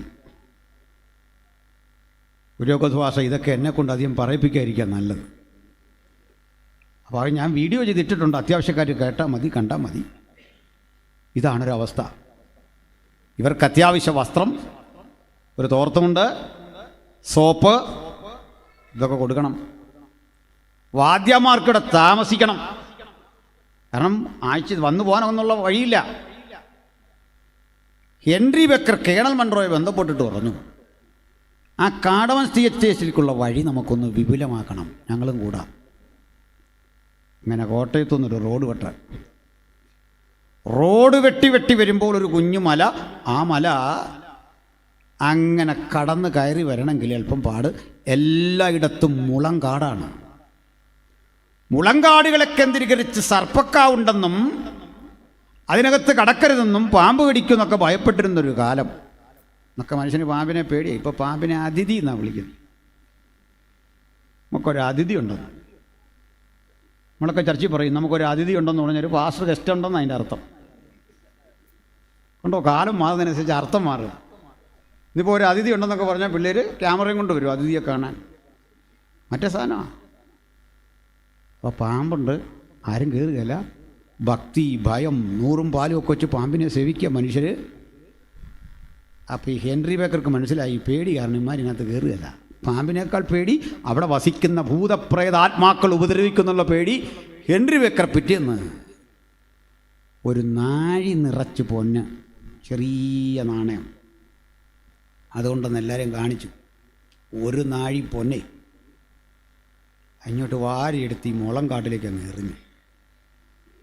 ഇറ്റിയ കോടാലി, വാക്കത്തി, പിച്ചാത്തിയൊക്കെ ആയിട്ട് ആളുകൾ അകത്ത് കയറി. പാമ്പിനെയും പേടിയില്ല, ഒന്നിനും പേടിയില്ല, പൊന്നിനോടുള്ള ആർത്തി കൊണ്ട്. അങ്ങനെ മുളങ്കാടുകൾ വെട്ടിത്തെളിച്ച് വഴി സുഗമമാക്കി. ആ സ്ഥലത്തിൻ്റെ പേരാ പൊൻകുന്നം. മനസ്സിലായോ? പൊന്ന് നിറഞ്ഞു കിടക്കുന്ന കുന്ന്, പൊൻകുന്നം. അങ്ങനെ ഇവിടെ വരെ വന്നു. ഇങ്ങനെ വെട്ടിയതാ KK റോഡ്. അതിൻ്റെ സൈഡിൽ നിന്ന് നമ്മളൊരു പരസ്യവും നടത്തിയ വന്നിട്ട് ഒരുത്തും പറയാ, പോടാ നീ പോടാ. ഏവൻ ആരുടെ എന്നെ ഓടിക്കാൻ? ഇത് വെട്ടിയ പൈതൃകം ഉള്ളവനാ ഇവിടെ നിന്ന് ഈ പ്രസംഗിക്കുന്നേ. നീ ലിങ്ക് ഇങ്ങോട്ടൊന്ന് കണക്ട് ചെയ്ത് നോക്കിയാൽ മനസ്സിലാവും. നമ്മളോട് ആർജവമില്ല അതിൻ്റെ മുമ്പിൽ നിന്ന് ആർക്കും പ്രസംഗിക്കാൻ. സുവിശേഷത്തിൻ്റെ വ്യാപനത്തിനാ ഈ ജോലിയൊക്കെ ചെയ്തേ. അങ്ങനെ വിദ്യാഭ്യാസപരമായ വളർച്ച ഒരിടത്ത് സംജാതമായപ്പോൾ മറ്റു ചില കാഴ്ചകൾ, അതിലൊന്ന് കേട്ടാൽ ആരുടെ ഹൃദയം നിറയും. അന്ന് തിരുനക്കര ചന്ത ഒരടിമച്ചന്തയാണ്. തിരുനക്കര ചന്തയിൽ ഒരടിമയുടെ വില 3 ഉറുപ്പിക. അതിനാ ഞാൻ സ്ഥലത്തിൻ്റെ വില പറഞ്ഞ്. 1 സെൻറ്റ് ഭൂമിക്ക് 25 പൈസ, ഒരടിമയുടെ വില 3 രൂപ. ആ അടിമ ചങ്ങനാശ്ശേരി മാർക്കറ്റിലെത്തുമ്പോഴേക്കും 3 രൂപ 50 പൈസയാവും. അത്ഭുതം അതല്ല. ആ അടിമയെ അങ്ങ് മല്ലപ്പള്ളി ചന്തയിലെത്തിക്കുമ്പോൾ 21 രൂപ കിട്ടും. അതെന്താ ഇത്രയും പെട്ടെന്ന് കൂടുന്നറിയണ്ടേ? ഈ അടിമകളെ 7-8 പേരെ മേടിച്ചുകൊണ്ട് ഒരു മുതലാളി വലിയ പണം കിട്ടുമെന്ന മോഹത്തിൽ പോകുന്ന വഴിക്ക് ഇവന്മാരൊത്തുകൂടി ഇവനെ തട്ടും. അങ്ങനെ പ്രാണരക്ഷാർത്ഥം ചെയ്യുന്ന. അപ്പോൾ ഭയങ്കര സാഹസികതയാണ് ഈ ആളിനെ അവിടെ എത്തിക്കുന്നത്. അതുകൊണ്ട് ഇവിടുത്തെ അടിമയ്ക്ക് മൂല്യം കൂടുതലാണ്. ഇതൊക്കെ 100 കൊല്ലം മുമ്പ് ഈ കേരളം അനുഭവിച്ച യാഥാർത്ഥ്യമായി പറഞ്ഞു വരുന്നത്. ഒരടിമ, അവൻ്റെ ഭാര്യ, അവരെ തിരുനക്കര വിൽക്കാൻ പോവാ. അടിമക്കുടിലുകളിലൊക്കെ വാർത്ത വരുന്നപ്പോൾ തൊട്ടടുത്ത് 2 വീടുകളുണ്ട്, കുടില. അതിലൊരടിമയെ ഈ വിൽക്കുന്ന മനുഷ്യനും തമ്മിൽ ഭയങ്കര ശത്രുക്കളാണ്. എന്നും ചീത്ത, എന്നും അടി, എന്നും പ്രശ്നം. എങ്കിൽ ഈ വിറ്റ് പോകുന്ന മനുഷ്യൻ ഒന്ന് യാത്ര പറയാൻ ചെന്നു. കൂട്ടുകാരാ, നമ്മളൊത്തിരി വഴക്കുമൊക്കെ ഉണ്ടായരാ. എന്നെയും ഭാര്യയും വിറ്റു. ഞങ്ങൾ നാളെ പോവാ. മക്കൾ 2 പേരുണ്ട്. അവരെ എവിടെ കളയണമെന്നൊരു പിടിയില്ല. ഒരുവൻ 7 വയസ്സാ, ഒരുവൻ 1.5 വയസ്സാണ്. ഇതൊക്കെ ചരിത്രത്തിലുള്ള, ചുമ്മാ കെട്ടുകഥ പറയല്ല. കുടിച്ചെന്നും ചീത്ത പറയുന്ന ആ മനുഷ്യൻ പൊട്ടിക്കരഞ്ഞുകൊണ്ട് പറഞ്ഞു, കൂട്ടുകാരാ, എന്നെയും ഒരു ദിവസം വിൽക്കാനുള്ള. നമ്മളെന്തൊക്കെയോ പറഞ്ഞു, തല്ലുകൂടി, എന്നും നമ്മൾ വഴക്കായിരുന്നു. പക്ഷേ നിങ്ങൾ പിരിയുമ്പോൾ സഹിക്കാൻ വയ്യ. ആ മക്കളെ ഞങ്ങൾ നോക്കും. ഞങ്ങൾക്ക് പ്രാണനുള്ളിടത്തോളം, ഞങ്ങൾ വിൽക്കുന്നിടത്തോളം നുള്ളി മേല് നോവിക്കില്ല. എൻ്റെ മക്കളെ തല്ലിയാലും തല്ലില്ല. നീ എന്നേക്ക്. ആ രാത്രി അപ്പനും അമ്മയ്ക്കും ഈ അയൽക്കാർക്കും ഉറക്കമില്ല. നാളെ വില പേശി വിൽക്കുക. കുഞ്ഞുങ്ങളെ വേണ്ട, അവരെയും കൂടെ വിലക്കെടുത്താൽ ഇവരെ സംരക്ഷിച്ച് അമ്മ വീട്ടിൽ ഇരിക്കുന്നത് പ്രശ്ന. പണി കുഴപ്പം ഒടുക്കം. ഈ 7 വയസ്സുകാരന് ചിലതൊക്കെ അറിയാൻ പോവാന്നൊക്കെ. പ്രഭാതത്തിൽ 1.5 വയസ്സുള്ള കുഞ്ഞിനെയും 7 വയസ്സുകാരനെയും തട്ടി ഉണർത്തി അമ്മ കുളിപ്പിച്ചു. 1.5 വയസ്സുകാരി ഉറക്കോ, അതിന് കുളിക്കണമെന്നൊന്നുമില്ല, കുഞ്ഞല്ലേ. അമ്മ നിർബന്ധിച്ച് കുളിപ്പിച്ചപ്പോൾ കരഞ്ഞു. അമ്മ ഇന്ന് കുളിപ്പിക്കും, കാരണം ഇനി ഒരിക്കലും അമ്മയ്ക്ക് കുളിപ്പിക്കാൻ അവസരമില്ല. ഒടുവിലത്തെ കുളിപ്പീര. പ്രിയരേ, കുഞ്ഞുറങ്ങി. ഉറങ്ങിയ കുഞ്ഞിനെ തട്ടി ഉണർത്തി. അതിന് പാലൂട്ടിക്കൊണ്ടിരിക്കുക. അതിന് പാല് വേണ്ട. പക്ഷെ അമ്മയ്ക്കറിയാം ഇനി ഒരിക്കലും ഇതിനെ പാലൂട്ടേണ്ടി വരില്ല, വിട്ടുപോവുക. ഇതിവിടെ നടന്ന യാഥാർത്ഥ്യ. കേരള സാഹിത്യ അക്കാദമിയുടെ അവാർഡ് വാങ്ങിയ 2023 പുസ്തകം ഡോക്ടർ വിനിൽ പോളിൻ്റെ കൃതി നിങ്ങൾ വാങ്ങി വായിക്കണം. ഇത്തരം 100 അനുഭവങ്ങൾ കാണാം. എന്താണ് ഞങ്ങൾ ഈ രാജ്യത്ത് പ്രവർത്തിച്ചത് എന്ന് കൃത്യം ഇതിനകത്ത് വെളിപ്പെടുത്തി എഴുതി വെച്ചിട്ടുണ്ട്. എന്തുകൊണ്ടും അറിയാം, ഇരുട്ടുള്ളപ്പോൾ ഈ പ്രഭാതത്തിൽ ഇവിടെ വന്നെന്നറിയണ്ടേ. അത് കഴിച്ച പാൽപ്പൊടിയുടെ രുചിയല്ല, അനുഭവിച്ച ക്രിസ്തുസ്നേഹത്തിൻ്റെ ആഴമേറിയ മൂല്യമാണ്. മരണം വന്നാലും പിന്തിരിയാത്ത ഇത്തരം നിശ്ചയദാർഢ്യങ്ങളുള്ളവരെ കൊണ്ട് കർത്താവ് അവൻ്റെ പ്രവൃത്തി ചെയ്യിക്കുന്നത്. ആ കാര്യം മറക്കണ്ട പ്രിയപ്പെട്ടവരെ. നേരം വെളുത്തു. ഒരു പോവുക. മൂത്ത കുഞ്ഞിനോട് പറഞ്ഞു, കുഞ്ഞാവെ തല്ലല്ലേ, കരയിപ്പിക്കല്ലേ. പോയി ചെന്ന ഈ അടുത്ത വീട്ടിലെ മനുഷ്യരും പിന്നാലെ പോയി എന്താ സംഭവിക്കുന്നത് കാണാൻ. തിരുനക്കര ചെന്നു. ഒരു തമ്പ്രാൻ വിലപേശി 2 പേരെ വാങ്ങി. അമ്മയ്ക്കൊറ്റ പ്രാർത്ഥന, ഈ പിഞ്ചോപന കണ്ണ് തുറക്കല്ലേ, അത് ഉറങ്ങണം. പക്ഷെ സംഭവിച്ചത് വിപരീതമാണ്. കുഞ്ഞുണർന്നു, അത് കരയാൻ തുടങ്ങി. 7 വയസ്സുകാരൻ ഒന്നും മനസ്സിലാകാതെ പോലെ നിൽക്കുമ്പോൾ പുതിയ യജമാനൻ്റെ അരികിൽ ചെന്ന് ഈ സ്ത്രീ പറഞ്ഞു, യജമാനനെ, അടിയനൊരവസരം. കരയുന്ന കുഞ്ഞിന് ഒരു നേരം കൂടെ പാലൂട്ടി.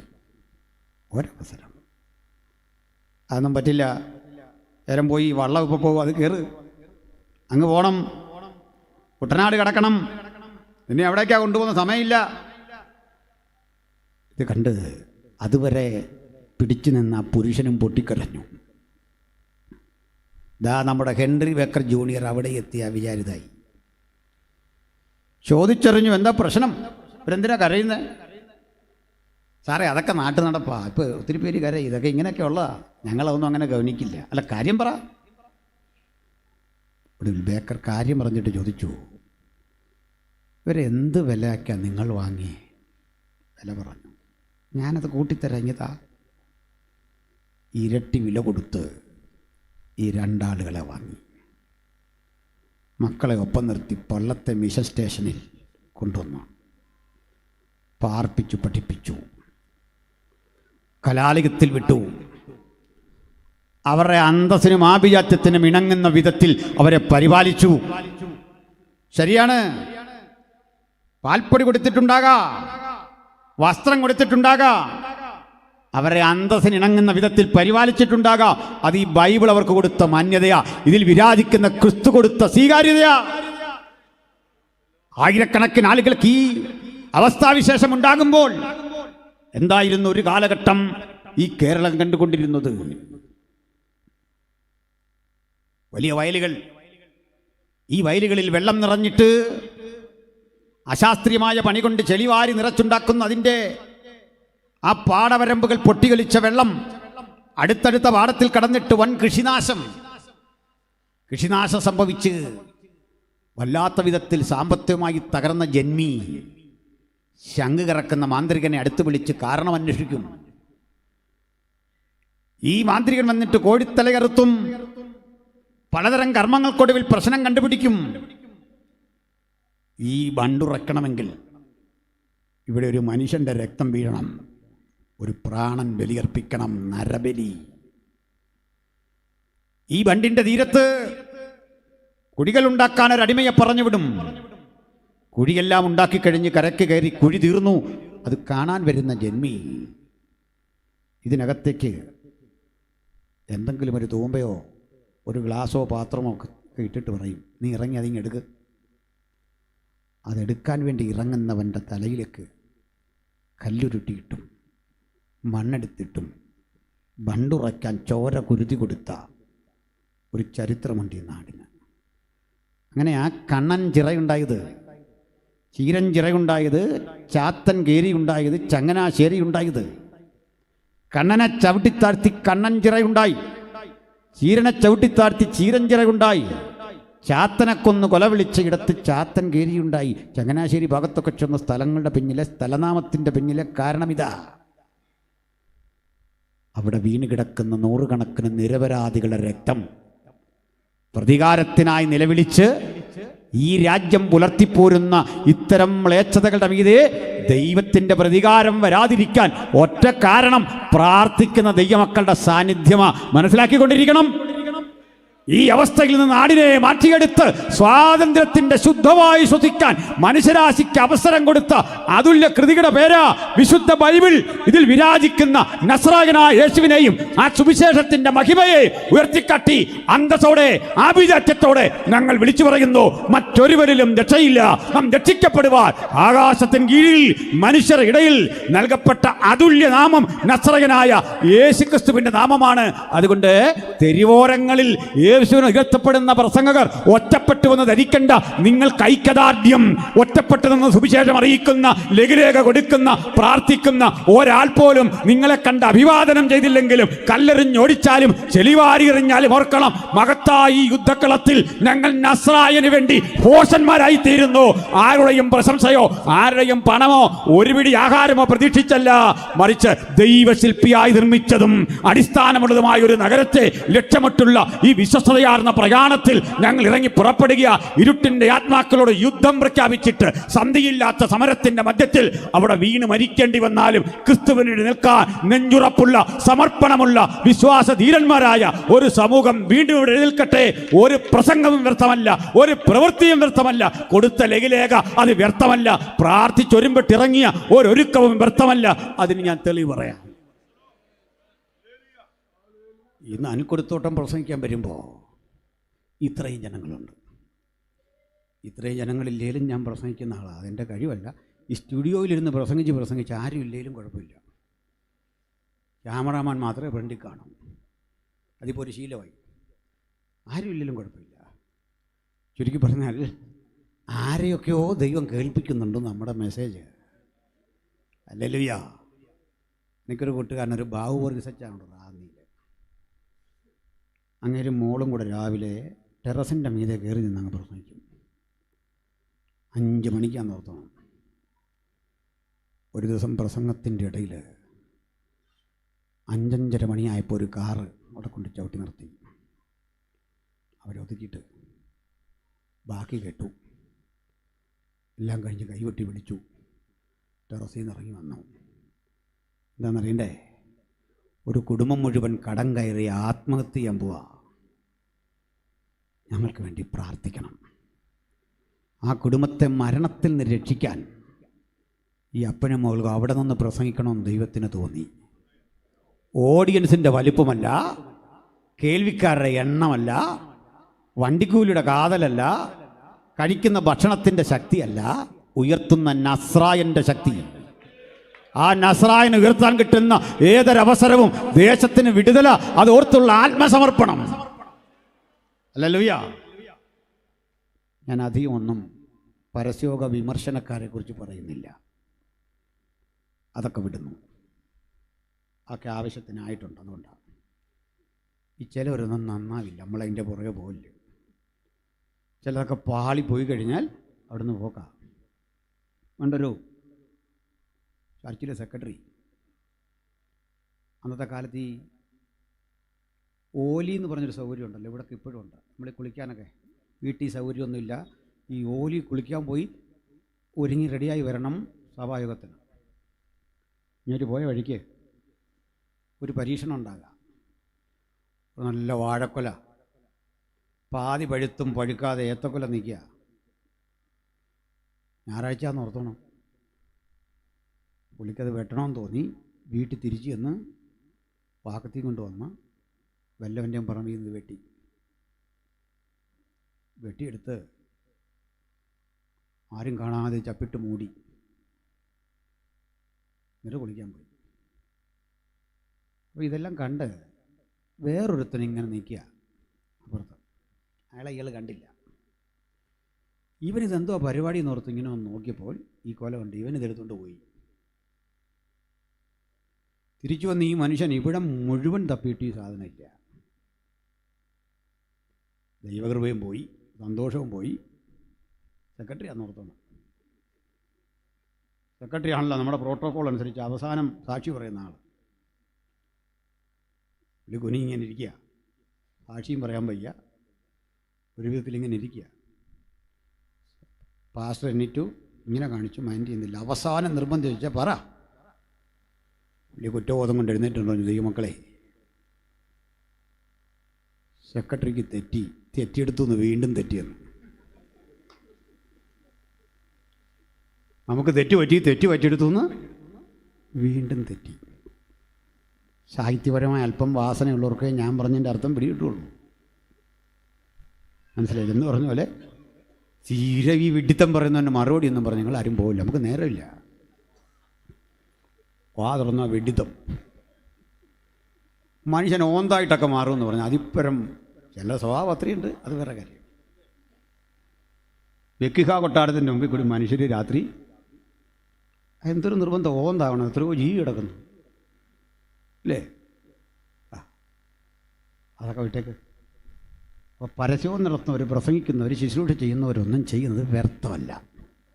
എൻ്റെ കാര്യം കൂടി പറയാം. ഇന്നിവിടെ ഇരിക്കുന്ന ഇത്രയും ആളുകൾ ഇവിടെ വരാൻ കാരണം എന്താ? ഇവിടെ ഞങ്ങളാരും പ്രസംഗിക്കാൻ വരുന്നത് കേട്ട് വന്നൊന്നുമല്ല. പിന്നെന്താണെന്നറിയണ്ടേ? ഞങ്ങളുമായിട്ട് ഒരു ബന്ധവുമില്ലാത്ത ഏതോ ദൈവവൃത്തന്മാർ പണ്ടേതോ കാലത്ത് ഇതുവഴി കൊടുത്ത ലേഖ ഒറ്റയ്ക്ക് എവിടെ നിന്നോ നടത്തിയ പ്രസംഗം, അത് കഴിഞ്ഞ് വണ്ടിക്കൂലി കിട്ടാതെ കഷ്ടപ്പെട്ട് നടന്ന് ചായക്കാശിന് ഗതിയില്ലാതെ അലഞ്ഞിട്ടും വീട്ടിൽ ചെല്ലുമ്പോൾ സന്തോഷം കെടാതെ മക്കളെയും ഭാര്യയൊക്കെ വിളിച്ചിരുത്തി ഒന്ന് പ്രാർത്ഥിച്ചു. അപ്പോൾ ആ പകൽ ഇവിടെ ആയിരുന്നു. ആ ജനം വിടിവിക്കപ്പെടാൻ വേണ്ടി പ്രാർത്ഥിക്കണം.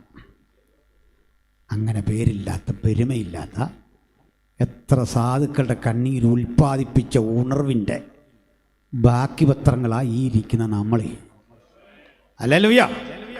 അതുകൊണ്ട് ഇന്ന് പ്രവർത്തിക്കുന്നവർ ഓർത്തോണം, റിസൾട്ട് ഏറ്റെടുക്കാൻ മറ്റൊരു തലമുറ ഇനി വരും. അതുകൊണ്ട് ഒരു കൺവെൻഷനും ഒരു ലഘുലേഖാ വിതരണവും ഒരു പ്രസംഗവും വ്യർത്ഥമല്ല. ഒരു പുതിയ തലമുറ ഇതുവഴി വരുമെന്ന വിശ്വാസത്തോടെ നമുക്കൊന്ന് ഇറങ്ങിച്ചെന്ന് പ്രവർത്തിക്കണം. ഇനിയുള്ള കാലം അങ്ങനെ പ്രവർത്തിക്കുന്നവരൊരു കാലം വന്നിരിക്കുകയാണ്. അങ്ങനെ ഞാനൊരു ഉദാഹരണം പറയാറുണ്ട്. വലിയ മഴ പെയ്യുമ്പോൾ മുകളിൽ കിടക്കുന്ന കാർമേഘമെല്ലാം കൂടെ ഇങ്ങനെ ഘനീഭവിച്ച് പണ്ട് കിടക്കുക, ബാഷ്പീകരിച്ചു പോയി ഘനീഭവിച്ച് ഉറഞ്ഞു കിടക്കുക. അത് സമയമായപ്പോൾ ഒരു മഴ പോലെ കിട്ടുമ്പോൾ ഓർക്കണം, ഇന്നലെ രാത്രി പോയ ആ വെള്ളം ബാഷ്പീകരിച്ച് മുകളിൽ കിടക്കുക അല്ലിത്. വർഷങ്ങൾക്കപ്പുറത്ത് പോയ സംഗതിയാ ഈ മുകളിൽ കിടക്കുന്ന മേഘം. അത് ആ മഴയായിട്ട് ഇന്നലെ കിട്ടിയേ. എൻ്റെയും നിങ്ങളുടെയും പ്രാർത്ഥനയും പ്രതീക്ഷയുമല്ല ഇങ്ങനെ മുകളിൽ കിടപ്പുണ്ട്. സകല പ്രാർത്ഥന അവിടെ കിടപ്പുണ്ട്, സകല ജാഗരണം അവിടെ കിടപ്പുണ്ട്. ഒരു ദിവസം അതിങ്ങ് കിട്ടും. അതിനെ തടയാൻ ഒരു ശക്തിക്കും കഴിയാതെ ഒരു ദിവസം അതിങ്ങ് വരും. എൻ്റെ വാഗ്ദത്തം ഒരു ദിവസം എന്നെ തേടി ഇഞ്ഞ് വരും. ആർക്കും തടയാനാവാത്ത വിധം എൻ്റെ അനുഗ്രഹം വരുമെങ്കിൽ വഴിയോരത്തല്ല, ആരും കേൾക്കാനില്ലാത്ത ഇടത്ത് നമ്മൾ യേശുവിനെ സാക്ഷിച്ചാലും ഒരു ഭോഷനെപ്പോലെ നിൽക്കേണ്ടി വന്നാലും ആ ഇഹലോകം വിട്ട് പിരിയും മുമ്പ് എൻ്റെ മീതെയുള്ള ദൈവത്തിൻ്റെ വാഗ്ദത്തം അതിങ്ങ് വരിക തന്നെ ചെയ്യും എന്ന ചിന്തയോടെ നമുക്ക് കർത്താവിന് വേണ്ടി പ്രവർത്തിക്കണം. ഹല്ലേലൂയ.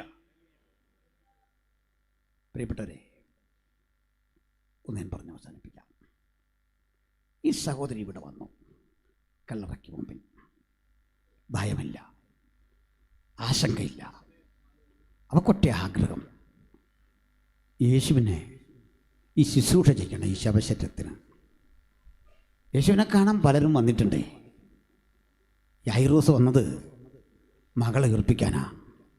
ശതാധിപൻ വന്നത് ബാല്യക്കാരന് സൗഖ്യം വരാനാ. ലാസറിൻ്റെ സഹോദരിമാർ കരഞ്ഞതേ ലാസറിൻ്റെ സ്ഥിതിക്ക് ഭേദം വരാനാ. കവർന്നഹൂമിലേക്ക് അവൻ ക്ഷണിക്കപ്പെട്ടതേ അവിടെയുള്ള നാനാവിധ രോഗികളെ സൗഖ്യമാക്കാനാ. പിറവിക്കുരുടൻ അവനെ കാത്തിരുന്നതേ കണ്ണിന് കാഴ്ച കിട്ടാനാ. അവർക്കൊക്കെ ചിലത് വേണം. ഈ മഗ്ദലനയ്ക്കൊന്നും വേണ്ട, ഉള്ളതൊക്കെ നിനക്ക് തരാ. നിന്റെ അരികിലേക്കൊന്ന് വരിക, തിരുസാന്നിധ്യം ഒന്ന് അനുഭവിക്കണം എനിക്ക്. ഇതിൻ്റെ പേരാണ് തികഞ്ഞ സ്നേഹം. ഈ സ്നേഹത്തോട് ആര് ഇന്ന് രാത്രി ഇവിടെ വന്നിട്ടുണ്ട്? എന്തെങ്കിലും കിട്ടാനല്ല ഗുരു, നിന്റെ അരികിലേക്കൊന്ന് വരണം. നിന്റെ സാന്നിധ്യം എനിക്കൊന്ന് ആസ്വദിക്കണം. എനിക്കുള്ളതൊക്കെ നിന്റെ പക്കൽ അർപ്പണം ചെയ്യണം. തിരുമുഖം എനിക്കൊന്ന് ആസ്വദിക്കണം. കുത്തി മുറിവേൽപ്പിച്ച ആ വിലാപ്പുറത്ത് എനിക്കൊന്ന് തഴുകണം. മുറിവേറ്റ കരങ്ങളിൽ എനിക്ക് സുഗന്ധലേപനം പൂശണം. മറ്റെന്തിലും ഉപരി ഞാൻ നിന്നെ ഇഷ്ടപ്പെടുന്നു, തിരുസാന്നിധ്യം ഇഷ്ടപ്പെടുന്നു. നീ ഒഴികം എനിക്ക് മറ്റൊന്നുമില്ല. എനിക്ക് വേണ്ടത് നിന്റെ സാന്നിധ്യം, നിന്റെ കൃപ, നിന്റെ ചൈതന്യം. ആ കരങ്ങളിലൂടെ എൻ്റെ കരമൊന്ന് സ്പർശിക്കണം. കണ്ണീര് കൊണ്ട് എനിക്ക് നിന്റെ പാദം കഴുകണം. ഗുരു, നീയാണ് എൻ്റെ സർവസ്വം. അങ്ങാണ് നിൽക്കല്ല. ഹല്ലേലൂയ. പ്രിയപ്പെട്ടവരെ, അവളകത്തേക്ക് നോക്കി. 2 ദൂതന്മാർ. അവരെ കണ്ടിട്ട് മനസ്സിലായില്ല. അവർ മാന്യമായിട്ടൊരു ചോദ്യ, സ്ത്രീയെ നീ കരയുന്നെന്താ? മറുപടി, എൻ്റെ യേശുവിനെ അവർ അപഹരിച്ചു, എൻ്റെ കർത്താവിനെ.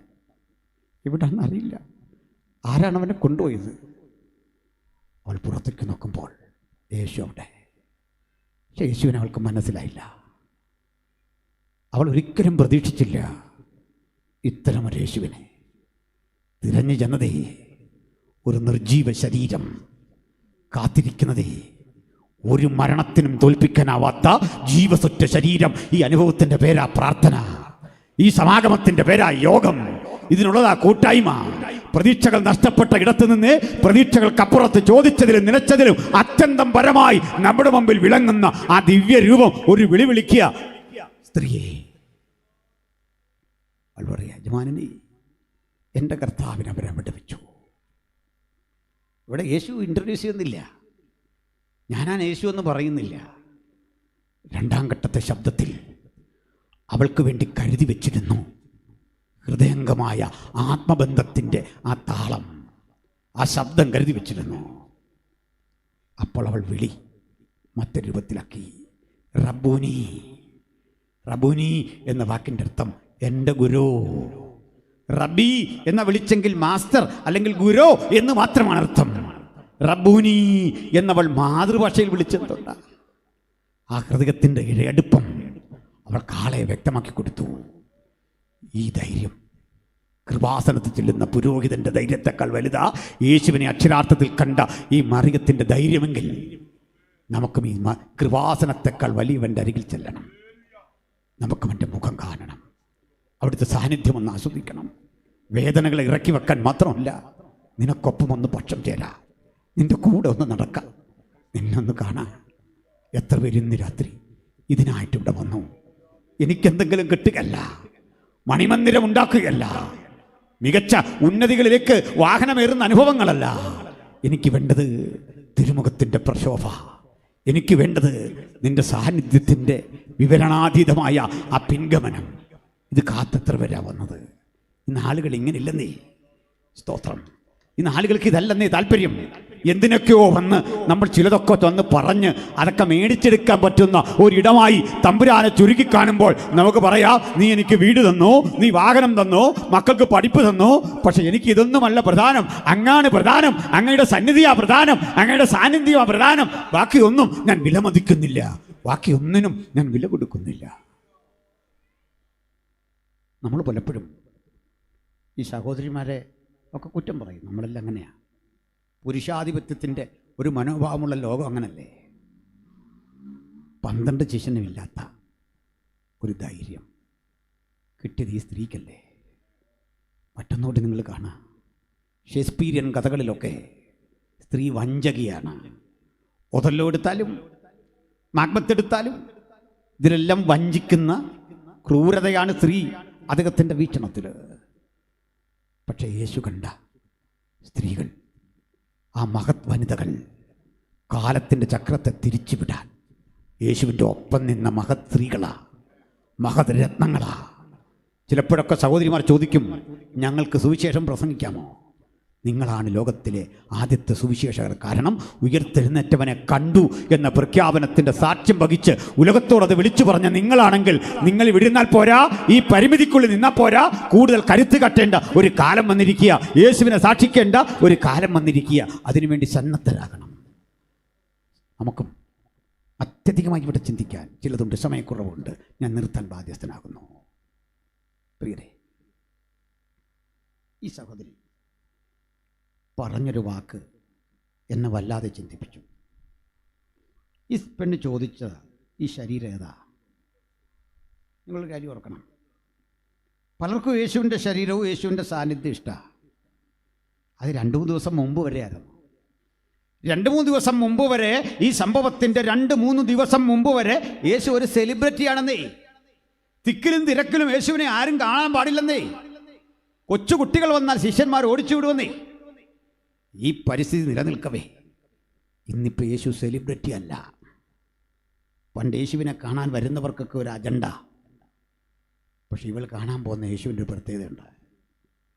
ആ യേശുവിന് അവൻ മൃതശരീരമാണ് കാണാൻ പോകുന്നത്. പണ്ടത്തെ സൗഖ്യത്തിൻ്റെ ശക്തി ഉണ്ടോ എന്ന് അവൾക്കറിയില്ല. പണ്ടത്തെ പോലെ കൽപ്പിക്കാൻ ആജ്ഞ ശക്തി ഉണ്ടോ എന്നറിയില്ല. ഇനി കടലും മീതെ നടക്കുമെന്നറിയില്ല. കാരണം ആണിയടിച്ച് കാൽകരങ്ങൾ മുഴുവൻ ബന്ധിച്ച് രക്തം മുഴുവൻ വാർന്നു, വിലാപ്പുറം കുത്തിത്തുളയ്ക്കപ്പെട്ടു. 3 ദിവസവും കഴിഞ്ഞു. ആർക്കും വേണ്ടാത്ത ഈ ശരീരം എനിക്ക് വേണം. ഞാനത് കൊണ്ടുവന്ന് വന്നതാ. യൂദാ 30 വെള്ളി നാണയം വിലയിട്ട, പത്രോസ് തള്ളിപ്പറഞ്ഞ, തോമസ് സംശയിച്ച ഈ ശരീരം എനിക്ക് വേണം. ഞാൻ നിന്നെ കൊണ്ടുവന്നതാ. ഒരു സ്ത്രീക്കൊറ്റയ്ക്ക് ഈ മൃതശരീരം എങ്ങനെ കൊണ്ടുപോകാം എന്നൊന്നും അവൾ ചിന്തിച്ചില്ല. ഏതോ ഒരു ധൈര്യം, ഏതോ ഒരു ബലം എന്നെ ഇവിടേക്ക് ആനയിച്ചു. ഒറ്റയ്ക്ക് വീട് വിട്ട് യേശുവിന് വേണ്ടി ഇറങ്ങിയിട്ടുള്ള പ്രിയപ്പെട്ടവരെ, യേശുവിനെ അനുധാവനം ചെയ്യാൻ സ്വയം സമർപ്പണത്തിന് വന്നവരെ, നിങ്ങളൊരു പരാജയമല്ല, നിങ്ങളാണ് കാലത്തിന്റെ വിജയം. നിങ്ങൾ കരുതി വച്ചിരിക്കുന്നു. അഭിനന്ദനാർഹമായ ചില പ്രവൃത്തികൾ ദൈവം സൂക്ഷിച്ചു വച്ചിരിക്കുന്നു. തനിച്ചാണെന്ന് ആര് പറഞ്ഞു? ഇവിടെ ഇതാ 2 ദൂതഗണങ്ങൾ, അപ്പുറത്തതാ ഉയർത്തെഴുന്നേറ്റവൻ. നിങ്ങൾ ഈ കാഴ്ചയുടെ വിസ്മയാകരമായ അനുഭവത്തിലൂടെ ഒന്ന് കടന്നു പോകുക. പണ്ട് മഗ്ദലീനെ ഓർത്തോ? ആർത്തിരക്കിനിടയിൽ ഞാൻ അവളെ തൊട്ടപ്പോൾ കിട്ടിയ സൗഖ്യമാ ഞാൻ പ്രാപിച്ച ഏറ്റവും വലിയ അനുഭവം. മഗ്ദലീന, അതല്ല വലിയ അനുഭവം. അതിലും വലുത് നിന്നെ കാത്തിരിക്കുന്നു. ഇതാ ഉയർത്തപ്പെട്ടവനെ, ആദി കണ്ടവളെന്ന പേര് ഈ പുസ്തകത്തിൽ സ്ഥാനം പിടിക്കത്തക്ക വിധം നിന്റെ പേരോട് കൂട്ടിയെഴുതാൻ ദൈവത്തിനൊരു പദ്ധതി ഉണ്ടെങ്കിൽ മഹാപ്രതിഫലമുള്ള ധൈര്യം തള്ളിക്കളയാതെ യേശുവിന് വേണ്ടി നിൽക്കാൻ ദൈവം ഇന്ന് രാത്രി ചിലരെ തിരയുന്നു. 35 ആണ്ടുകൾ ഇവിടെ നടന്ന യോഗത്തിന്റെ 35ാം ആണ്ടിലേക്ക് പ്രവേശിക്കുമ്പോൾ ചില പുതിയ സമർപ്പണത്തിന് വേണ്ടി ആര് തയ്യാറുണ്ട്? കഴിഞ്ഞ നാളുകളിൽ പ്രസംഗിച്ചവർ, പ്രവർത്തിച്ചവർ, നിലകൊണ്ടവർ, അവരുടെ പ്രസംഗത്തിന് മൂർച്ച വരാൻ, വാക്കുകൾക്ക് ശക്തി വരാൻ, പ്രവൃത്തിക്ക് ആക്കം വരാൻ ദൈവം തിരയുന്ന ആ കരുത്തുറ്റ മഗ്ദലന മറിയം നിങ്ങളാകാൻ, ആ യോഹന്നാൻ നിങ്ങളാകാൻ ദൈവം കാത്തിരിക്കുന്നെങ്കിൽ ഒരു ആത്മസമർപ്പണത്തിന് ആർക്ക് മനസ്സുണ്ട്? കർത്താവ് അവരെ ഇന്ന് രാത്രി തൊടട്ടെ. കർത്താവരെ തൊട്ടനുഗ്രഹിക്കട്ടെ. എനിക്കെൻ്റെ യേശുവിനായി പ്രവർത്തിക്കണം. മരിച്ചു വീഴേണ്ടി വന്നാലും എൻ്റെ യേശുവിന് വേണ്ടി നിൽക്കണം. എൻ്റെ യേശുവിനെ അനുധാവനം ചെയ്യണം. അവസാന ശ്വാസത്തിലും വെള്ളം ചോദിച്ചു മരിക്കാനല്ല ഇഷ്ടം. യേശു മാത്രം രക്ഷകനെന്ന് ഉലകത്തോട് പറഞ്ഞിട്ട് ഇഹം വിട്ടു പോകാനാണ് ഇഷ്ടം. യേശു മാത്രം രക്ഷകൻ, യേശു മാത്രം രക്ഷകൻ. ഈ ശിരാനരമ്പുകളിൽ യേശുവിനെ കുറിച്ചുള്ള ചൈതന്യവത്തായ ഓർമ്മകളിൽ വിലയം പ്രാപിച്ച് എനിക്ക് യേശുവിൻ്റെ മാറോട് ചേർന്ന് കിടക്കണം. അതാകട്ടെ അന്ത്യം. ഇത് ഗ്രഹിക്കുന്ന എത്ര ആളുകൾ ഇന്ന് മരിച്ചു വീണാലും ഓൺ ബിഹാഫ് ഓഫ് ക്രോസ്, എനിക്ക് കുരിശിനായി കണ്ണുകളടച്ചട്ടെ. ഒരു വേള പ്രാർത്ഥിക്കാം. പാട്ടുപാടുന്ന സഹോദരങ്ങളുടെ നിമിഷം മുമ്പോട്ട് വരണം. അർപ്പണം ചെയ്യുന്ന ആത്മനിയോഗ അല്പം എനിക്കും ഉള്ളതല്ല. അറിയാമെങ്കിൽ ആ പാട്ട് പാടണം, ഇല്ലെങ്കിൽ കത്തുദാസന്മാർ ചേർന്നതിന് പാടണം. സഹോദരന്മാർക്ക് മുമ്പോട്ട് വരാം. അർപ്പണം ചെയ്യുന്ന ആത്മനിയോഗ അല്പം എനിക്കുള്ളതല്ല. ദൈവമക്കളെ, നമുക്കൊരു വേള ദൈവസന്നിധിയിൽ പ്രാർത്ഥന പുരസ്സരം എഴുന്നേറ്റ് നിൽക്കാം. കേട്ട വചനത്തിൻ്റെ അടിസ്ഥാനത്തിൽ എനിക്ക് യേശുവിനെ സാക്ഷിക്കണം, യേശുവിനെ പ്രസംഗിക്കണം, സുവിശേഷത്തിൻ്റെ പ്രവൃത്തിക്ക് വേണ്ടി ദൈവത്തിൻ്റെ വിളിയോട് പ്രതികരിക്കണം. പല ആവർത്തി കേട്ട ആ ദൈവ വിളിക്ക് മുമ്പിൽ എന്നെ ഒന്ന് സമർപ്പിക്കണം. വചനത്തിൻ്റെ അടിസ്ഥാനത്തിൽ എന്നോടുള്ളൊരു ദൂതുണ്ടായിരുന്നു. ഞാനിത് അതിനെ ഉൾക്കൊണ്ട് യേശുവിൻ്റെ പാതയിൽ കുറെ കൂടി പുനഃസമർപ്പണത്തടുത്ത് വരുന്നു.